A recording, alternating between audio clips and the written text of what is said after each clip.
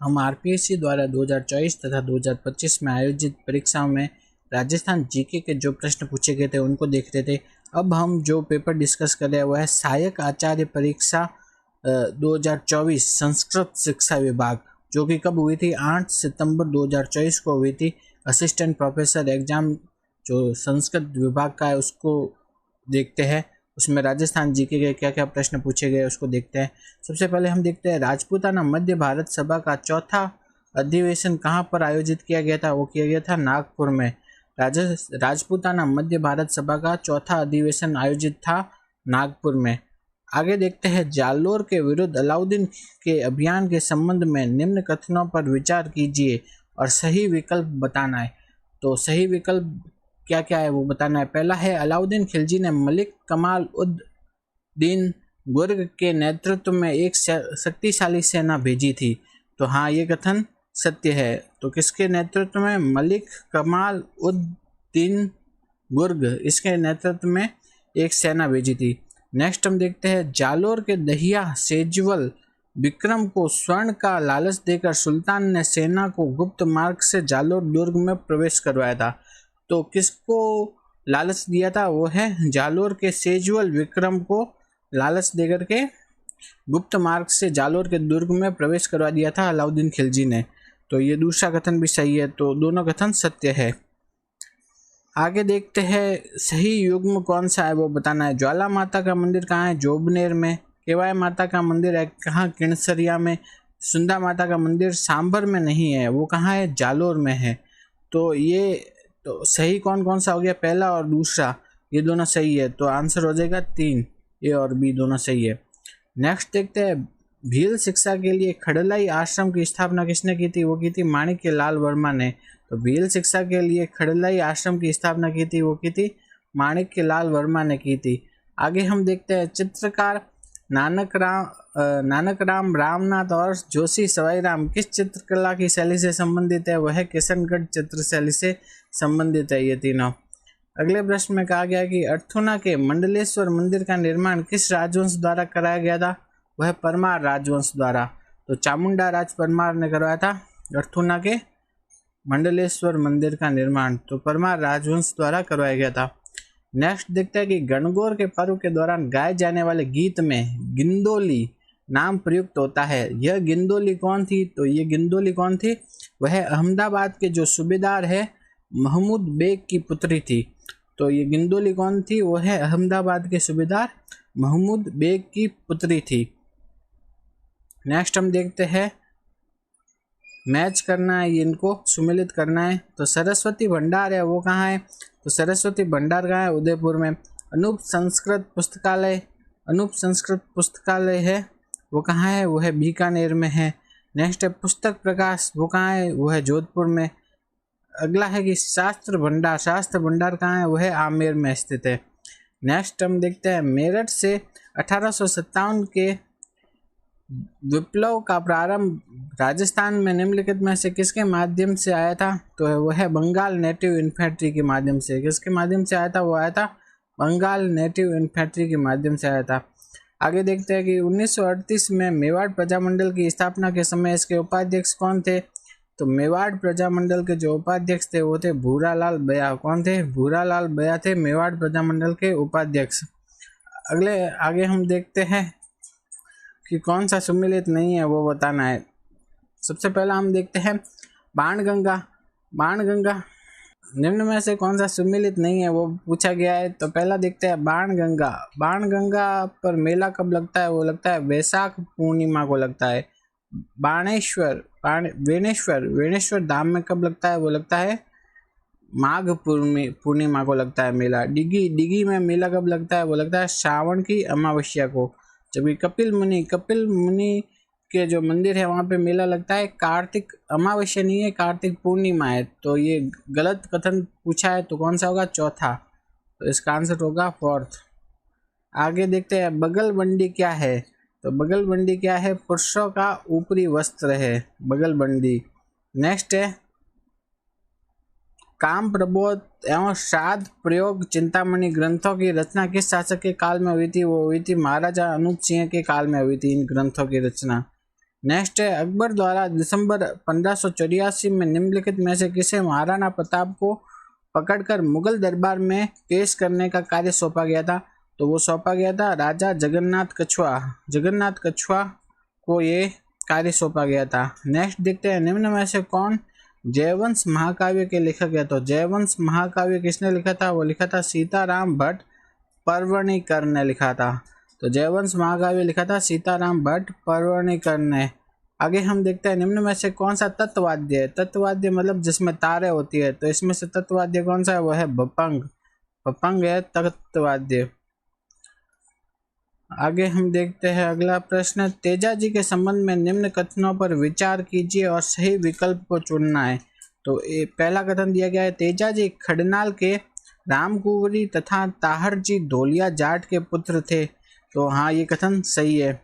तो तेजाजी किसके पुत्र थे? रामकुंवरी और ताहरजी धोलिया जाट के पुत्र थे।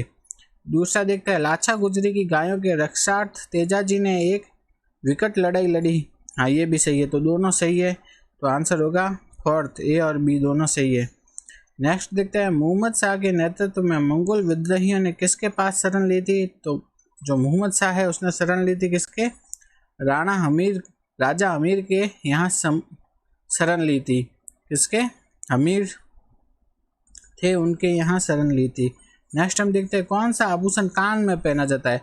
तो कान में पहना जाने वाला आभूषण इसमें से कौन सा है? ओखरी। ओखरी कहाँ पहना जाता है? कान में। आगे देखते हैं देश दर्पण की रचना किसने की थी? तो देश दर्पण की रचना की थी, वो की थी दयालदास ने। देश दर्पण की रचना की थी दयालदास ने। आगे है भोराट पठार की औसत ऊंचाई कितनी है? तो भोराट के पठार की औसत ऊंचाई है 1225 मीटर। तो भोराट के पठार है उसकी औसत ऊंचाई है कितनी? 1225 मीटर है। आगे हम देखते हैं राजस्थान हरित हाइड्रोजन नीति कब प्रभाव में आई? तो वो आई 2023 से। तो राजस्थान ग्रीन हाइड्रोजन नीति प्रभाव में आई 2023 से। नेक्स्ट है कि भारत मरुस्थलीकरण और भूमि रक्षण एटलस के अनुसार राजस्थान में 2003 से 2005 और 2011 से 2013 के बीच में किस प्रकार के मरुस्थलीकरण का सर्वाधिक नकारात्मक परिवर्तन देखा गया है? तो वो देखा गया है वायु अपरदन के द्वारा मरुस्थलीकरण का। तो ये वाला मरुस्थलीकरण में क्या देखा गया है? नकारात्मक परिवर्तन। ये मतलब वायु अपरदन द्वारा मरुस्थलीकरण क्या हो गया? कम हो गया है। कब से कब तक? 2003 से 2005 और 2011 से 2013 के बीच में। नेक्स्ट हम देखते हैं जनगणना 2011 के अनुसार राजस्थान के निम्नलिखित जिलों में सर्वाधिक शिशु लिंगानुपात किस जिले में है? मतलब बाल लिंगानुपात सबसे अधिक कहाँ है? वो है बांसवाड़ा में। आगे देखते हैं वराह या लासवारी। तो वराह या लासवारी नदी के रूप में किसे जाना जाता है? वो जाना जाता है रूपारेल। रूपारेल नदी को क्या कहा जाता है? वराह या लासवारी नदी कहा जाता है। नेक्स्ट देखते हैं कि सरदार संबंध झील और जैत सागर झील ये कहाँ है? तो सरदार संबंध झील तो कहाँ है? पाली में।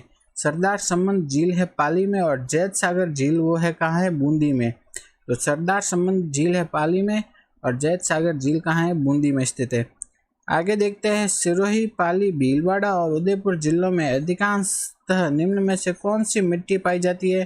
वो पाई जाती है इंसेप्टी सोल। इन जिलों में कौन सी मिट्टी मिलती है? इंसेप्टी सोल।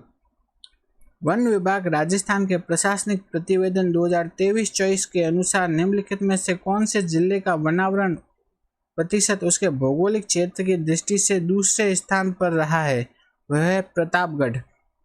कौन सा है? प्रतापगढ़। नेक्स्ट है खरीफ की फसल और उसके उत्पादक, इनको मैच करना है। तो बाजरा के प्रमुख उत्पादक जिले कौन से हैं? अलवर, बाड़मेर और जयपुर। तो बाजरा के प्रमुख उत्पादक जिले हैं अलवर, बाड़मेर और जयपुर। ये एकदम सही सुमेलित है। तो ऑप्शन हो जाएगा तीसरा। नेक्स्ट हम देखते हैं कि जालोर जिले का शुभंकर क्या है? वो है भालू। तो जालोर जिले का शुभंकर है वो है भालू। नेक्स्ट है राष्ट्रीय स्वच्छ वायु कार्यक्रम 2022 के अनुसार राजस्थान का कौन सा शहर वायु गुणवत्ता में सबसे प्रदूषित शहर माना गया है? वो है जोधपुर। किसको माना है? जोधपुर को माना है। नेक्स्ट है मनसा माता संरक्षण रिजर्व। तो वो कहाँ स्थित है? झुंझुनू में। तो मनसा माता जो कंजर्वेशन रिजर्व है वो कहाँ है? झुंझुनू में है। आगे देखते हैं 2011 की जनगणना के अनुसार राजस्थान में पुरुष और महिला साक्षरता में अंतर कितना है। तो पुरुष और महिला साक्षरता में अंतर है वह है 27% का। तो 2011 की जनगणना के अनुसार राजस्थान में पुरुष और महिला साक्षरता में अंतर है कितना, 27% का अंतर है। आगे हम देखते हैं तो पशुधन है और उनकी नस्लें उनको मैच करना है। तो भैंस की नस्ल इसमें से कौन सी है, वह है जाफराबादी। ऊंट की नस्ल है गोमठ। भेड़ की नस्ल है चनोथर। बकरी की नस्ल है लोही। तो मैच करके लिखेंगे तो आंसर होगा इसका पहला। नेक्स्ट हम देखते हैं अगला प्रश्न, नाथ की नेरी, टुनका तथा सिंदरियास। नाथ की नेरी, टुनका तथा सिंदरियास ये किस खनिज के खनन क्षेत्र है, वह है अब्रक के। तो नाथ की नेरी, टुनका तथा सिंदरियास किसके खनन क्षेत्र है, वह है अब्रक के खनन क्षेत्र है। आगे हम देखते हैं उद्योग है और वो कहाँ स्थित है, उसको मैच करना है। तो राजस्थान कोऑपरेटिव मिल्स कहाँ है, वह है गुलाबपुरा में। कहाँ है, राजस्थान कोऑपरेटिव मिल्स कहाँ है, गुलाबपुरा में। आगे देखते हैं वर्स्टेड स्पिनिंग मिल्स कहाँ है, यह है चूरू में। वर्स्टेड स्पिनिंग मिल्स कहाँ है, चूरू में स्थित है। नेक्स्ट है कि श्री सीमेंट कहाँ है, वह है ब्यावर में। श्री सीमेंट है ब्यावर में। जेके टायर कहाँ है, वह है कांकरोली में। जेके टायर है कांकरोली में। तो इनको मैच करके लिखेंगे तो आंसर इसका हो जाएगा पहला। आगे हम देखते हैं अगला प्रश्न, राजस्थान के किस जिले में जून में औसत न्यूनतम तापमान दर्ज किया गया है। तो मतलब जून में सबसे कम तापमान किस जिले में रहता है, वो रहता है सिरोही में। तो जून में सबसे कम तापमान रहता है सिरोही में। नेक्स्ट हम देखते हैं दक्षिण अरावली के शिखर कौन कौन से है, इसमें से वो बताना है। तो जो दक्षिण अरावली के शिखर है, एक तो है नागपानी और दूसरा है लीलागढ़। तो ये दोनों किसके शिखर है, ये है दोनों दक्षिण अरावली के शिखर है। जबकि जो नाग पहाड़ है वो क्या है, मध्य अरावली। तो ये याद रखना है। तो नागपानी और लीलागढ़ ये दोनों तो क्या है, दक्षिण अरावली, और जबकि नाग पहाड़ वो क्या है, मध्य अरावली है। तो इसका आंसर हो जाएगा ए और सी। नागपानी और लीलागढ़ ये दोनों किस में आते हैं, दक्षिण अरावली में। आगे देखते हैं भाखड़ा नहर द्वारा सिंचित क्षेत्र का प्रतिशत हिस्सा है, वह 15 से 16%। नेक्स्ट प्रश्न में पूछा गया है निम्नलिखित में से किस जिले में सूखे की बारंबारता 8 वर्ष में एक बार है। तो वो जिला कौन सा है, वह है भरतपुर। आरपीएससी द्वारा 2024 तथा 2025 की परीक्षाओं में जो आयोजित राजस्थान जीके के जो प्रश्न पूछे गए उसको हम देखते हैं। सबसे पहला प्रश्न है कुवले माला नामक ग्रंथ में कितनी देशी भाषाओं का उल्लेख है। तो कुवले माला ग्रंथ में कितनी देशी भाषाओं का उल्लेख है, वह है 18 देशी भाषाओं का। नेक्स्ट देखते हैं राजस्थान के एकीकरण के समय रियासतों द्वारा संघ या राज्य के निर्माण के लिए प्रयास किए गए थे, तो इसके संदर्भ में असत्य कथन बताना है। नेक्स्ट पहला देखते हैं बीकानेर महाराजा सादुल सिंह लोहारू को विलय करने का इच्छुक थे। तो वो कहाँ को, लोहारू को विलय करने के इच्छुक थे। हाँ, ये कथन सही है। नेक्स्ट जयपुर शासक ने संघ बनाने का कोई प्रयास नहीं किया, उन्होंने संघ बनाने का प्रयास किया था, तो ये कथन गलत हो गया। तो गलत कथन बताना है तो आंसर हो जाएगा सेकंड। नेक्स्ट कोटा के महाराव भीम सिंह ने हाड़ौती संघ के निर्माण के लिए प्रयास किए थे, ये भी सही है। डूंगरपुर के महाराव लक्ष्मण सिंह ने बागड़ राज्य के निर्माण के लिए प्रयास किए थे, ये भी सही है। तो गलत कथन है वो है सेकंड। नेक्स्ट देखते हैं मार्च 1888 में वाल्टर कृत राजपूत हितकारिणी सभा का सम्मेलन कहाँ आयोजित किया गया, जिसमें मृत्यु भोज संबंधी खर्च को कम करने का प्रस्ताव पारित किया गया था। तो वो सम्मेलन आयोजित किया गया कहाँ, अजमेर में। तो राजपूत हितकारिणी सभा का किसने किया था, वो है वाल्टर। नेक्स्ट हम देखते हैं आगे अगला प्रश्न देखते हैं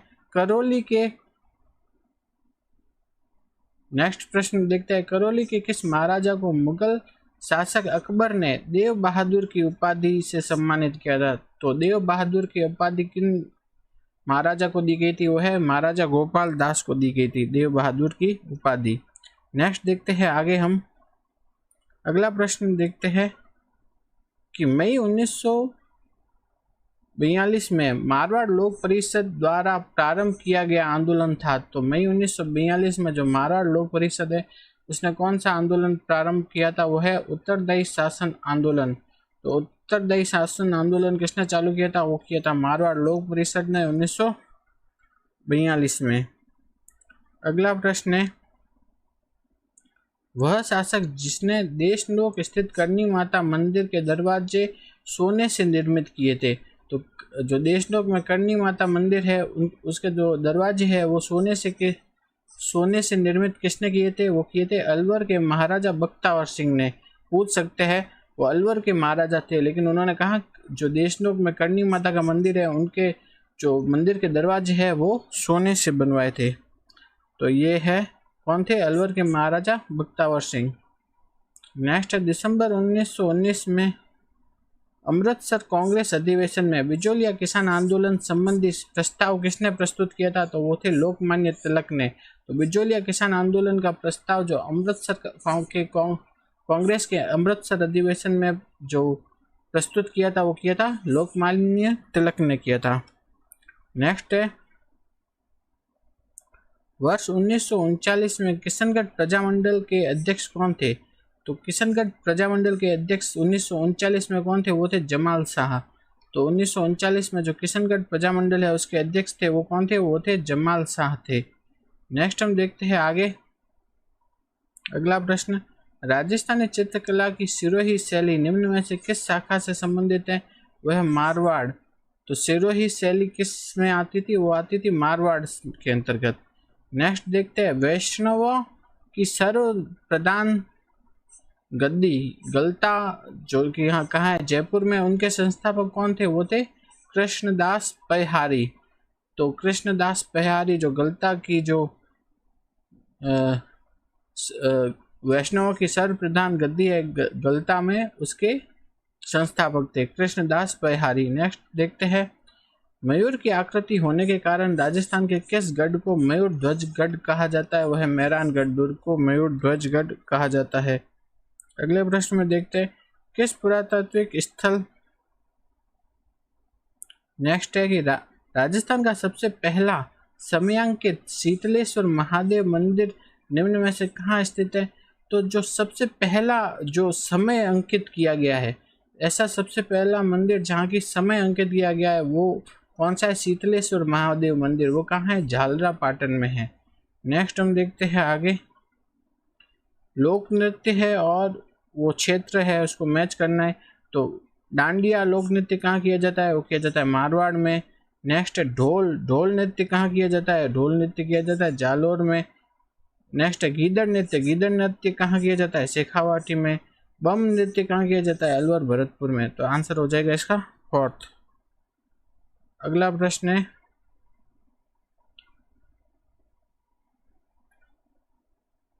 पचपदरा, सांवरला तथा कपराना खारे पानी के गर्त निम्न में से किस में पाए जाते हैं? तो ये खारे पानी के गर्त पाए जाते हैं लूनी जवाई बेसिन में। तो ये पचपदरा कपराना ये सब का किस में पाए जाते हैं? लूनी जवाई बेसिन में। नेक्स्ट है, हतीमती मेसवा याजम ये किसकी सहायक नदियाँ है? तो ये है सहायक नदियाँ साबरमती की। हतीमती, मेशवा, याजम ये सब सहायक नदियाँ है किसकी? साबरमती की सहायक नदियाँ हैं। नेक्स्ट हम देखते हैं, राजस्थान का सेकंड एक कृषि जलवायु प्रदेश निम्नलिखित में से किसे दर्शाता है? सेकंड ये जो कृषि जलवायु प्रदेश है वो किसको दर्शाता है? वो दर्शाता है अंतः प्रवाह शुष्क प्रदेश को दर्शाता है। जनगणना 2011 के अनुसार राजस्थान के किस जिले में कार्य सहभागिता दर सबसे अधिक है? तो कार्य सहभागिता दर सबसे अधिक कहाँ है? वह है प्रतापगढ़ में। नेक्स्ट है कि कौन सा पर्वत शिखर दक्षिण अरावली में स्थित है? तो लीलागढ़। ये वाला क्वेश्चन अभी 2024-25 में 2 बार पूछा जा चुका है, इंपॉर्टेंट है। तो दक्षिण अरावली में कौन सा है? वह है लीलागढ़। तो ये याद रखना है कि लीलागढ़ कहाँ है? दक्षिण अरावली में है। नेक्स्ट है कि राजस्थान में खुली बिक्री हेतु अधिकृत बायोडीजल का प्रकार क्या है? वह है B100। अगले प्रश्न में कहा गया है, BSHW जलवायु प्रदेश राजस्थान के किन क्षेत्रों में पाया जाता है? तो अरावली के पश्चिम में पाया जाता है। BSHW पाया जाता है अरावली के पश्चिम में। अगले प्रश्न में हम देखते हैं, राजस्थान के निम्नलिखित में से किन जिलों में 25 मेगावाट नगरीय अपशिष्ट आधारित परियोजना स्थापित की जा रही है? तो 25 मेगावाट की नगरीय अपशिष्ट आधारित परियोजना की जा रही है, वह है पाली और बालोतरा में। तो नगरीय अपशिष्ट आधारित परियोजना कितने मेगावाट की? 25 मेगावाट की स्थापित की जाएगी। कहाँ? पाली बालोतरा में। अगला प्रश्न है, जिप्सी फेरस मिट्टी मिलती है वो कहाँ मिलती है? बीकानेर में। नेक्स्ट, TOFIR कार्यक्रम का संबंध है किससे? है पौधारोपण से। किससे है? पौधारोपण से इसका संबंध है। नेक्स्ट अगला प्रश्न है, कपड़े के उद्योग पहले का नाम क्या है? श्री गोपाल इंडस्ट्रीज और दूसरा है महालक्ष्मी मिल्स। तो श्री गोपाल इंडस्ट्रीज कहाँ है? कोटा में। और महालक्ष्मी मिल्स कहाँ है? यह है ब्यावर में। तो ये कहाँ कहाँ स्थित है ये बताना है। तो श्री गोपाल इंडस्ट्रीज है कोटा में और महालक्ष्मी मिल है ब्यावर में। तो आंसर 3। नेक्स्ट हम देखते हैं लवकुश वाटिका। लवकुश वाटिका क्या होता है? तो जिला स्तर पर इको टूरिज्म को बढ़ावा देने के लिए तो राजस्थान सरकार विकसित कर रही है क्या है? लवकुश वाटिका। किस लिए? जिला स्तर पर इको टूरिज्म को बढ़ावा देने के लिए विकसित करती है। अगला प्रश्न है, राजस्थान के निम्नलिखित में से किन जिलों में सागवान के वन प्रमुखता से मिलते हैं? वो मिलते हैं बांसवाड़ा, डूंगरपुर, चित्तौड़ और उदयपुर। इन जिलों में सागवान के वन प्रमुखता से पाए जाते हैं। अगले प्रश्न में कहा गया है, थार मरुस्थल में लाठी सीरीज के संदर्भ में निम्नलिखित में से कौन सा सही नहीं है? नहीं है बताना है, ठीक है। तो अवसादी चट्टानों से निर्मित क्षेत्र होता है, सही है। भूमिगत जल का अच्छा भंडार होता है लाठी सीरीज में, सही है। प्राकृतिक गैस और तेल के भंडार पाए जाते हैं लाठी सीरीज में, ये भी सही है। बालू का स्तूपों की अधिकता नहीं होती, यहाँ पे बालू का स्तूप नहीं पाए जाते हैं। तो गलत कथन बताना था, हो गया 3rd। नेक्स्ट है खेरवाड़ा व ऋषभदेव ये प्रमुख उत्पादक किसके है? वह है एस्बेस्टॉस के। खेरवाड़ा और ऋषभदेव दोनों किसके प्रमुख उत्पादक है? एस्बेस्टॉस। अगले प्रश्न में है, जैसलमेर में हाल ही में किए गए वार्षिक वाटर हॉल सर्वेक्षण के दौरान कितने गोडावण पक्षी देखे गए हैं? वह 64। तो सर्वे किया गया था, उसमें कितने गोडावण पक्षी मिले हैं जैसलमेर में? वो मिले 64 देखे गए हैं। आगे हम देखते हैं अगला प्रश्न। अगले प्रश्न में देखते हैं, मुख्यमंत्री आयुष्मान दुर्घटना बीमा योजना के अंतर्गत एक दुर्घटना में एक परिवार के एक से अधिक सदस्य की मृत्यु होने पर कितना भुगतान दिया जाता है? वो दिया जाता है 10 लाख रुपए। यदि एक परिवार के एक से अधिक लोगों की मृत्यु हो जाए तो कितने रुपए की भुगतान दिया जाता है उनको? वो दिया जाता है 10 लाख रुपए। नेक्स्ट हम देखते हैं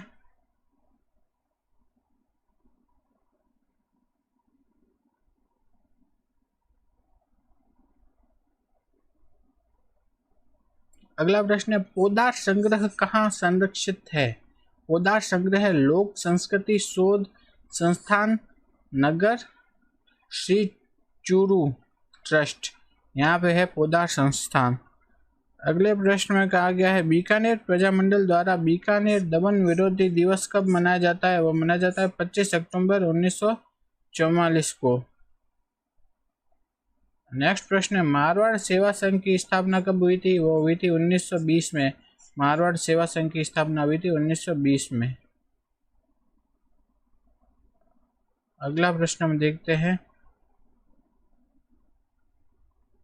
अगले प्रश्न में पूछा गया है कि जमींदार किसान सभा के संस्थापक कौन थे? तो वो थे फकीर चंद। जमींदार किसान सभा के संस्थापक कौन थे? फकीर चंद। नेक्स्ट प्रश्न हम देखते हैं, शासन का संबंध किससे है? वो है भूमि से। शासन का संबंध किससे? भूमि से।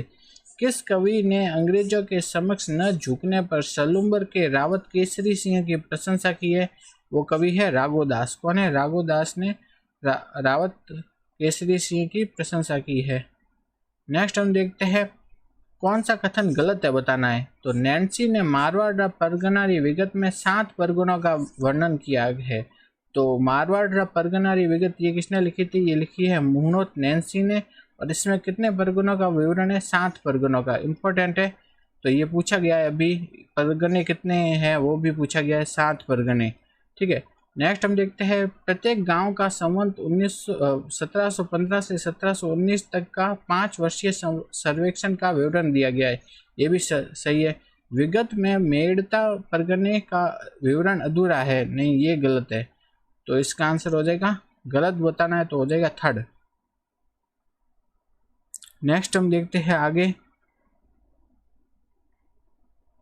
सिरोही राज्य के साथ सन 1813 ईस्वी में संधि किसने की थी? तो वो की थी अलेक्जेंडर स्पियर्स ने की थी सिरोही के साथ संधि। अगले प्रश्न में हम देखते हैं। अगले प्रश्न में पूछा गया है, निम्न में से किनका संबंध बिजोलिया किसान आंदोलन से नहीं था? प्रेमचंद भील का संबंध था बिजोलिया आंदोलन से, गणपति लाल सुतार इनका भी संबंध था, मथुरालाल भट्ट इनका भी संबंध था, लेकिन बंशीधर पुरोहित इनका संबंध बिजोलिया किसान आंदोलन से नहीं था। तो आंसर हो जाएगा फोर्थ। नेक्स्ट है कि मॉन्टेग्यू चेम्सफोर्ड द्वारा शुरू की गई द्वैध शासन की अवधारणा को भारतीय प्रशासन के किस स्तर पर लागू किया गया था? वो लागू किया गया था प्रांतीय स्तर पर। कौन से स्तर पर लागू किया गया है? वो है प्रांतीय स्तर पर। नेक्स्ट हम देखते हैं, निम्न में से कौन थे जो कि चंपारण तथा बिजोलिया दोनों के किसान आंदोलनों से जुड़े हुए थे? वो है गणेश शंकर विद्यार्थी। ये बिजोलिया के किसान आंदोलन से भी संबंधित है और चंपारण के किसान आंदोलन से भी संबंधित है गणेश शंकर विद्यार्थी। अगला प्रश्न देखते हैं, किस राज्य के शासक ने 1857 की क्रांति के दौरान अपनी महारानी की सुरक्षा के लिए मेवाड़ महाराणा से सहायता मांगी थी? तो वो कौन थे जिन्होंने कि मेवाड़ के महाराणा से सहायता मांगी थी? वो थे कोटा के शासक। कहाँ के शासक थे? कोटा के शासक। अगले प्रश्न में हम देखते हैं,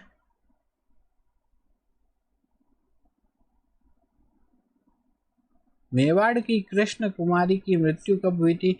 वो हुई थी जुलाई 1810 में। मेवाड़ की जो कृष्णा कुमारी थी, राजकुमारी, उनकी मृत्यु हुई थी 1810 में। नेक्स्ट है, निम्न में से तुर्कों द्वारा राजपूत दुर्गों के विरुद्ध प्रयुक्त युद्ध यंत्र नहीं था, नहीं बताना है। तो मंजनिक, अर्रादा, गरगच ये सब प्रयुक्त किए जाते थे, जबकि नावक प्रयुक्त नहीं किया जाता था। नेक्स्ट है, पॉलिटिकल एजेंट है और जो रियासत है उसको मैच करना है। उदयपुर के पॉलिटिकल एजेंट कौन थे? सावर, सही है। भरतपुर के कौन थे? वो थे मॉरिसन। कौन थे? मॉरिसन। तो ये गलत कथन बताना है तो गलत हो जाएगा, सेकंड है। कोटा के मेजर बर्टन, जयपुर के ईडन, ये भी सही है। तो गलत क्या है? भरतपुर वाला, तो सेकंड ऑप्शन। नेक्स्ट हम देखते हैं, गोविंद गुरु निम्न में से किस जाति से संबंधित थे? तो वो है बंजारा जाति से। गोविंद गुरु किस जाति के थे? वो थे बंजारा जाति के। अगले प्रश्न में हम देखते हैं, बीकानेर के शासकों का विवरण किस ख्यात में मिलता है? वो मिलता है दयालदास री ख्यात में। तो बीकानेर के शासक है उनका विवरण मिलता है दयालदास री ख्यात में मिलता है। अब हम आरपीएससी द्वारा 2024 तथा 2025 में आयोजित परीक्षाओं में राजस्थान जीके के जो प्रश्न पूछे गए उनको देखते हैं। अब हम केमिस्ट एग्जाम 2024 में जो कि 5/8/2024 को हुआ था, उसमें राजस्थान जीके के जो प्रश्न पूछे गए थे उसको देखते हैं। तो सबसे पहला प्रश्न हम देखते हैं, बारडोली के घटेश्वर मंदिर में शिव के किस रूप को उत्कीर्ण किया गया है? तो बारडोली के जो घटेश्वर मंदिर है उसमें शिव के नटराज रूप को उत्कीर्ण किया गया है। नेक्स्ट देखते हैं, छंदमयुख। छंदमयुख के लेखक कौन है? तो छंदमयुख के लेखक है सूर्यमल मिश्रण। छंदमयुख के लेखक है सूर्यमल मिश्रण। अगला प्रश्न है, 1903 में दिल्ली में आयोजित शाही दरबार में भाग नहीं लेने वाले राजपूताना राज्य कौन सा था? तो ऐसा कौन सा राज्य था जिसने कि 1903 में जो दिल्ली में जो शाही दरबार आयोजित हुआ था उसमें भाग नहीं लिया था? वो था मेवाड़ राज्य। आगे हम देखते हैं अगला प्रश्न, निम्न में से किस राजपूत राजा ने अकबर के साथ युद्ध नहीं किया? तो वो थे मोटा राजा उदय सिंह। उन्होंने अकबर के साथ युद्ध नहीं किया। बाकी महाराणा प्रताप, रावचंद्र सेन, सुल्तान देवड़ा, इन सभी ने अकबर के साथ युद्ध किया था। अगले प्रश्न में बोला गया है, नेहड़ी, कठेरी, राठी ये सब किस बोली के रूप है? तो ये सब है मेवाती। तो नेहड़ी, कठेर, राठी ये सब है ना किस बोली के रूप है? ये है मेवाती के। अगले प्रश्न में कहा गया है, महाराणा प्रताप के समय चावंड में चित्रित प्रसिद्ध कृति है, तो वह है ढोला मारू। महाराणा प्रताप के समय जो चावंड है उसमें चित्रित प्रसिद्ध कृति कौन सी है? वह है ढोला मारू। तो ढोला मारू का चित्रण कहाँ हुआ था? चावंड में हुआ था। और किन के समय में हुआ था? वो हुआ था महाराणा प्रताप के समय में। नेक्स्ट देखते हैं कि भील नृत्य गौरी में लोक भाषा में कविता बोलने वाले पात्र को कहते हैं। तो गौरी लोक नृत्य है, उसमें जो कविता बोलने वाले जो पात्र है उसको क्या बोलते हैं? उसे बोलते हैं झामटिया।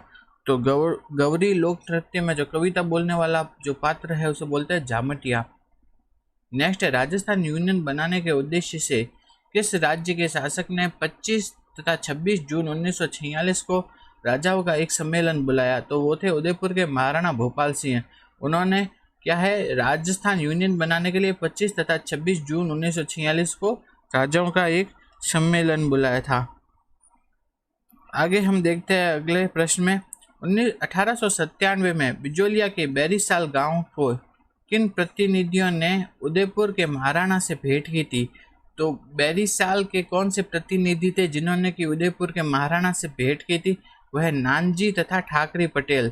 नानजी तथा ठाकरी पटेल है, उन्होंने जो 1897 में उदयपुर के महाराणा से भेंट की थी।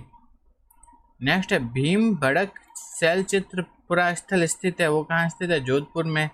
अगले प्रश्न में कहा गया है, किस राजपूत राज्य ने 1844 ईस्वी में कन्या भ्रूण वध को गैर कानूनी घोषित कर दिया था? वो है जयपुर के राज्य ने।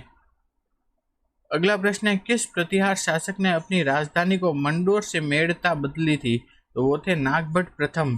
तो ये इंपॉर्टेंट प्रश्न पूछा जाता है, कौन से प्रतिहार शासक थे जिन्होंने कि अपनी राजधानी को मंडोर से मेड़ता में स्थापित किया? वो थे नागभट्ट प्रथम। उन्होंने अपनी राजधानी कहाँ से? मंडोर से मेड़ता में स्थापित की थी। नेक्स्ट देखते हैं, राजस्थान में मौर्य की उपस्थिति स्पष्ट है, वो किस से स्पष्ट होती है? वह है कर्णसभा के शिवालय के शिलालेख से। कर्णसभा के जो शिवालय है उसके शिलालेख से मौर्य की स्थिति स्पष्ट है।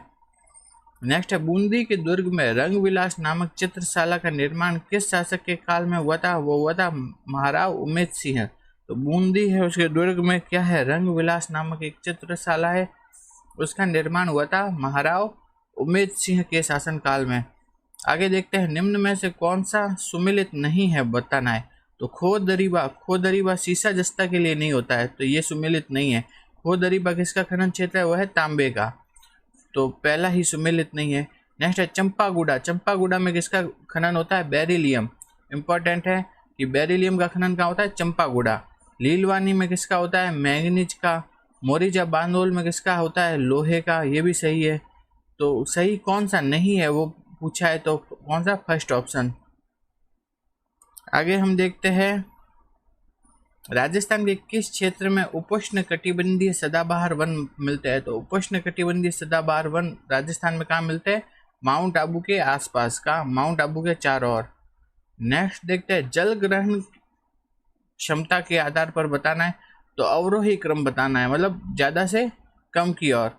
तो सबसे अधिक जल ग्रहण क्षमता किसकी है? वो है बनास की। उसके बाद में है लूनी नदी की। उसके बाद में है किसकी? माही की। फिर चौथे नंबर पे कौन सा है? वह है बाणगंगा। तो सबसे अधिक जल ग्रहण क्षमता बनास की, सेकंड नंबर पे है किसकी? लूनी, थर्ड नंबर के है कौन? माही, और चौथे नंबर पे है बाणगंगा। नेक्स्ट, राजस्थान के किन किन जिलों में लाल लोमी मिट्टी मिलती है? तो लाल लोमी मिट्टी मुख्यतः कहाँ मिलती है? डूंगरपुर, बांसवाड़ा में मिलती है। उसके अलावा उदयपुर के कुछ भाग में भी मिलती है लाल लोमी मिट्टी। तो लाल लोमी मिट्टी मिलती है, ऑप्शन कौन सा सही होगा? उदयपुर और डूंगरपुर। तो फर्स्ट ऑप्शन सही होगा। नेक्स्ट देखते हैं, राजस्थान में भूजल स्तर निरंतर गिर रहा है, तो ये क्यों है?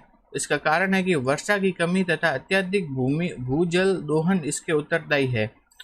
तो ए भी सही है और आर भी सही है और इसका स्पष्टीकरण भी सही है, तो ऑप्शन हो जाएगा 4।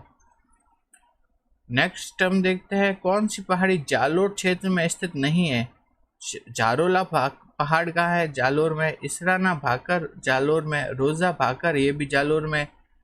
जबकि जो सायरा है वो जालोर में नहीं है, तो इसका आंसर हो जाएगा 4th, सायरा।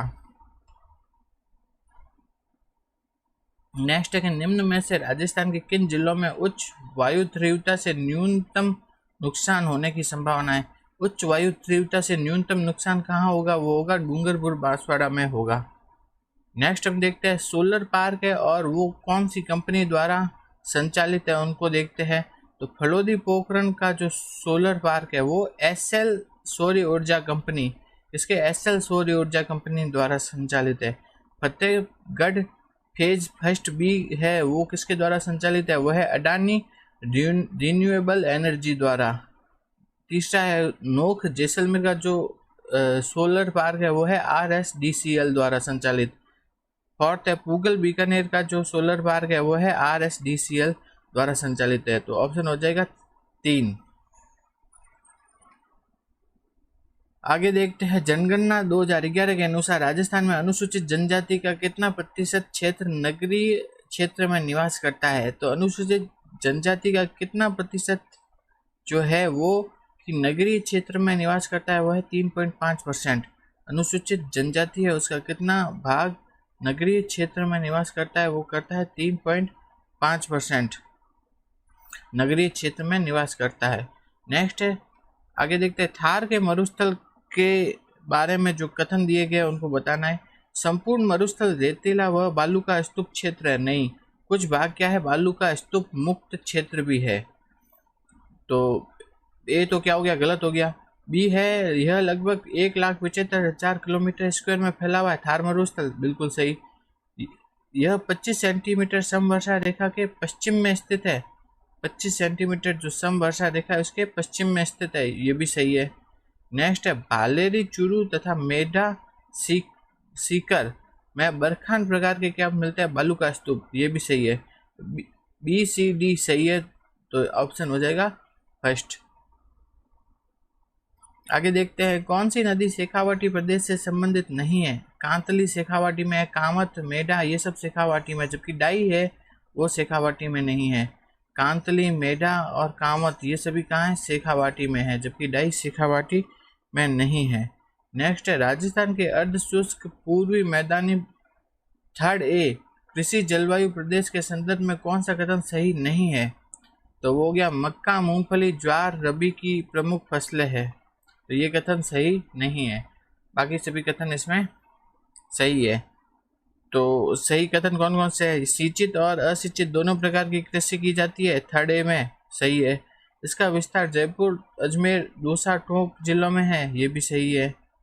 तीसरा है यहाँ 50 से 75 सेंटीमीटर औसत वर्षा होती है, ये भी सही है। तो सही कथन कौन सा नहीं है कि मक्का मूंगफली ज्वार इत्यादि रबी की प्रमुख फसलें, ये कथन सही नहीं है।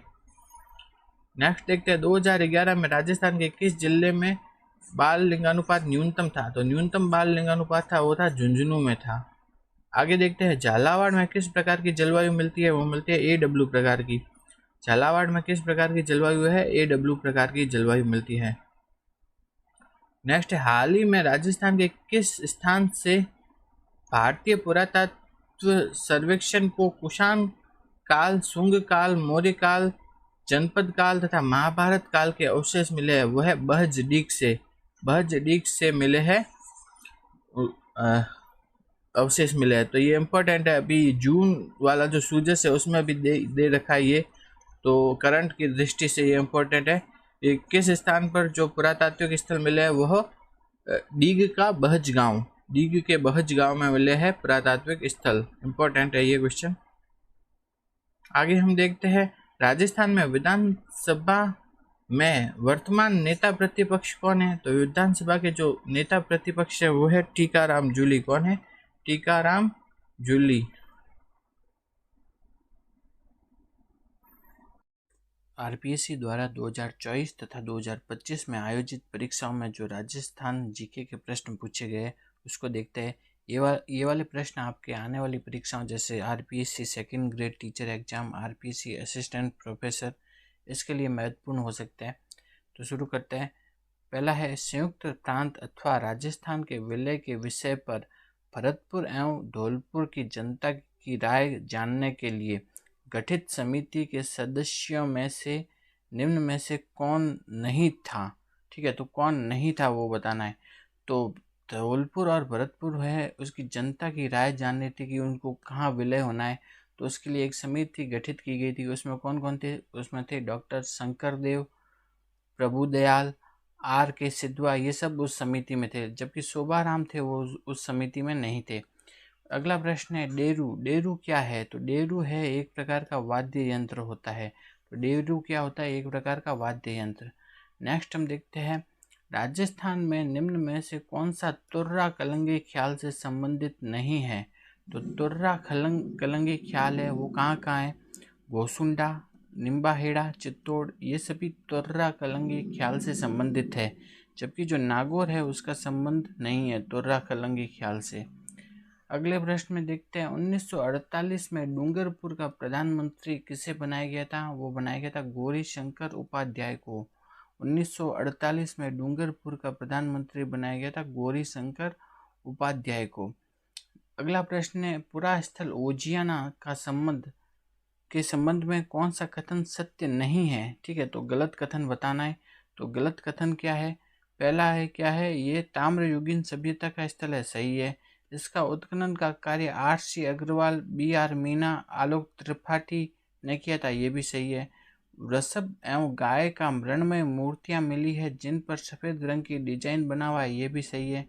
यह कोठारी नदी के किनारे विकसित है, नहीं, ये गलत है। तो ऑप्शन डी है वो गलत है, तो गलत वाला ही पूछा था अपन को। नेक्स्ट हम देखते हैं चेतावनी का चुंगटिया। चेतावनी का चुंगटिया केसरी सिंह बारट द्वारा किस शासक को लिखा गया था? तो चेतावनी राज चुंगटिया लिखा गया था, वो किन के लिए लिखा गया था? महाराणा फतेह सिंह के लिए लिखा गया था। और किसने लिखा था? केसरी सिंह बारट ने। 1570 में किस राजा द्वारा नागौर दरबार का आयोजन किया गया था? तो अकबर ने। तो नागौर दरबार का आयोजन किसने किया था? अकबर ने। नेक्स्ट है युद्ध है और उनको सुमेलित करना है। तो सबसे पहले देखते हैं जो खातोली का युद्ध हुआ था ना, वो किन किन के बीच में हुआ था? वो है राणा सांगा और इब्राहिम लोदी के बीच में। नेक्स्ट है शेरशाह सूरी तथा मालदेव के बीच में कौन सा युद्ध हुआ था? वो हुआ था गिरी सुमेल का युद्ध। पृथ्वीराज तृतीय तथा मोहम्मद गौरी के बीच में कौन सा युद्ध हुआ था? वो हुआ था तराइन का युद्ध। और राणा सांगा तथा बाबर के बीच में युद्ध हुआ था, वो हुआ था खानवा का युद्ध हुआ था। नेक्स्ट है राजस्थान में राम द्वारा की स्थापना किस धार्मिक संप्रदाय द्वारा की गई है? तो राम द्वारा की स्थापना किन के द्वारा की गई है? वह राम स्नेही संप्रदाय के द्वारा की गई है। नेक्स्ट है उदयपुर राज्य में वर्ष 1818 में भील विद्रोह के कारण थे। तो उदयपुर में जो 1818 है उसमें भील विद्रोह हुआ था, उसके कारण क्या थे? पहला तो था भीलों को सेना से निकालना, दूसरा है अंग्रेजों की भील दमन नीति, तीसरा है वनों पर राज्य ने का अधिकार करना, चौथा है भीलों की रखवाली एवं बोलाई कर वसूल करने का अधिकार समाप्त करना। ये चारों उसके कारण थे, तो उपरोक्त सभी हो जाएगा इसका आंसर। नेक्स्ट हम देखते हैं ढूंढाड़ी के भित्ति चित्र मिलते हैं। ढूंढाड़ी के भित्ति चित्र कहाँ कहाँ मिलते हैं? बैराठ में, आमेर में, मोजमाबाद, भावपुरा, इन सभी जगह पे ढूंढाड़ी के भित्ति चित्र मिलते हैं। तो ऑप्शन हो जाएगा सेकंड सही। अगला प्रश्न है कि कौन सी कृतियां बाकीदास द्वारा रचित है? कौन सी कृतियां बाकीदास द्वारा रचित है? तो सुर छत्तीसी, दातार बावनी, सुपह छत्तीसी, चुगल मुख चपेटिका, ये सब किसके द्वारा रचित है? ये सब रचित है बाकीदास द्वारा रचित है। तो इसका आंसर हो जाएगा सी, थर्ड हो। ठीक है। नेक्स्ट है कि जगत शिरोमणि मंदिर के संबंध में कौन सा कथन सत्य नहीं है? तो गलत कथन बताना है। राजा मान सिंह प्रथम की याद में इसका निर्माण कराया गया था, नहीं, मान सिंह की याद में नहीं कराया गया था, उनके बेटे जगत सिंह थे, उनकी याद में इसका निर्माण करवाया गया था। तो गलत कथन कौन सा हो गया? फर्स्ट।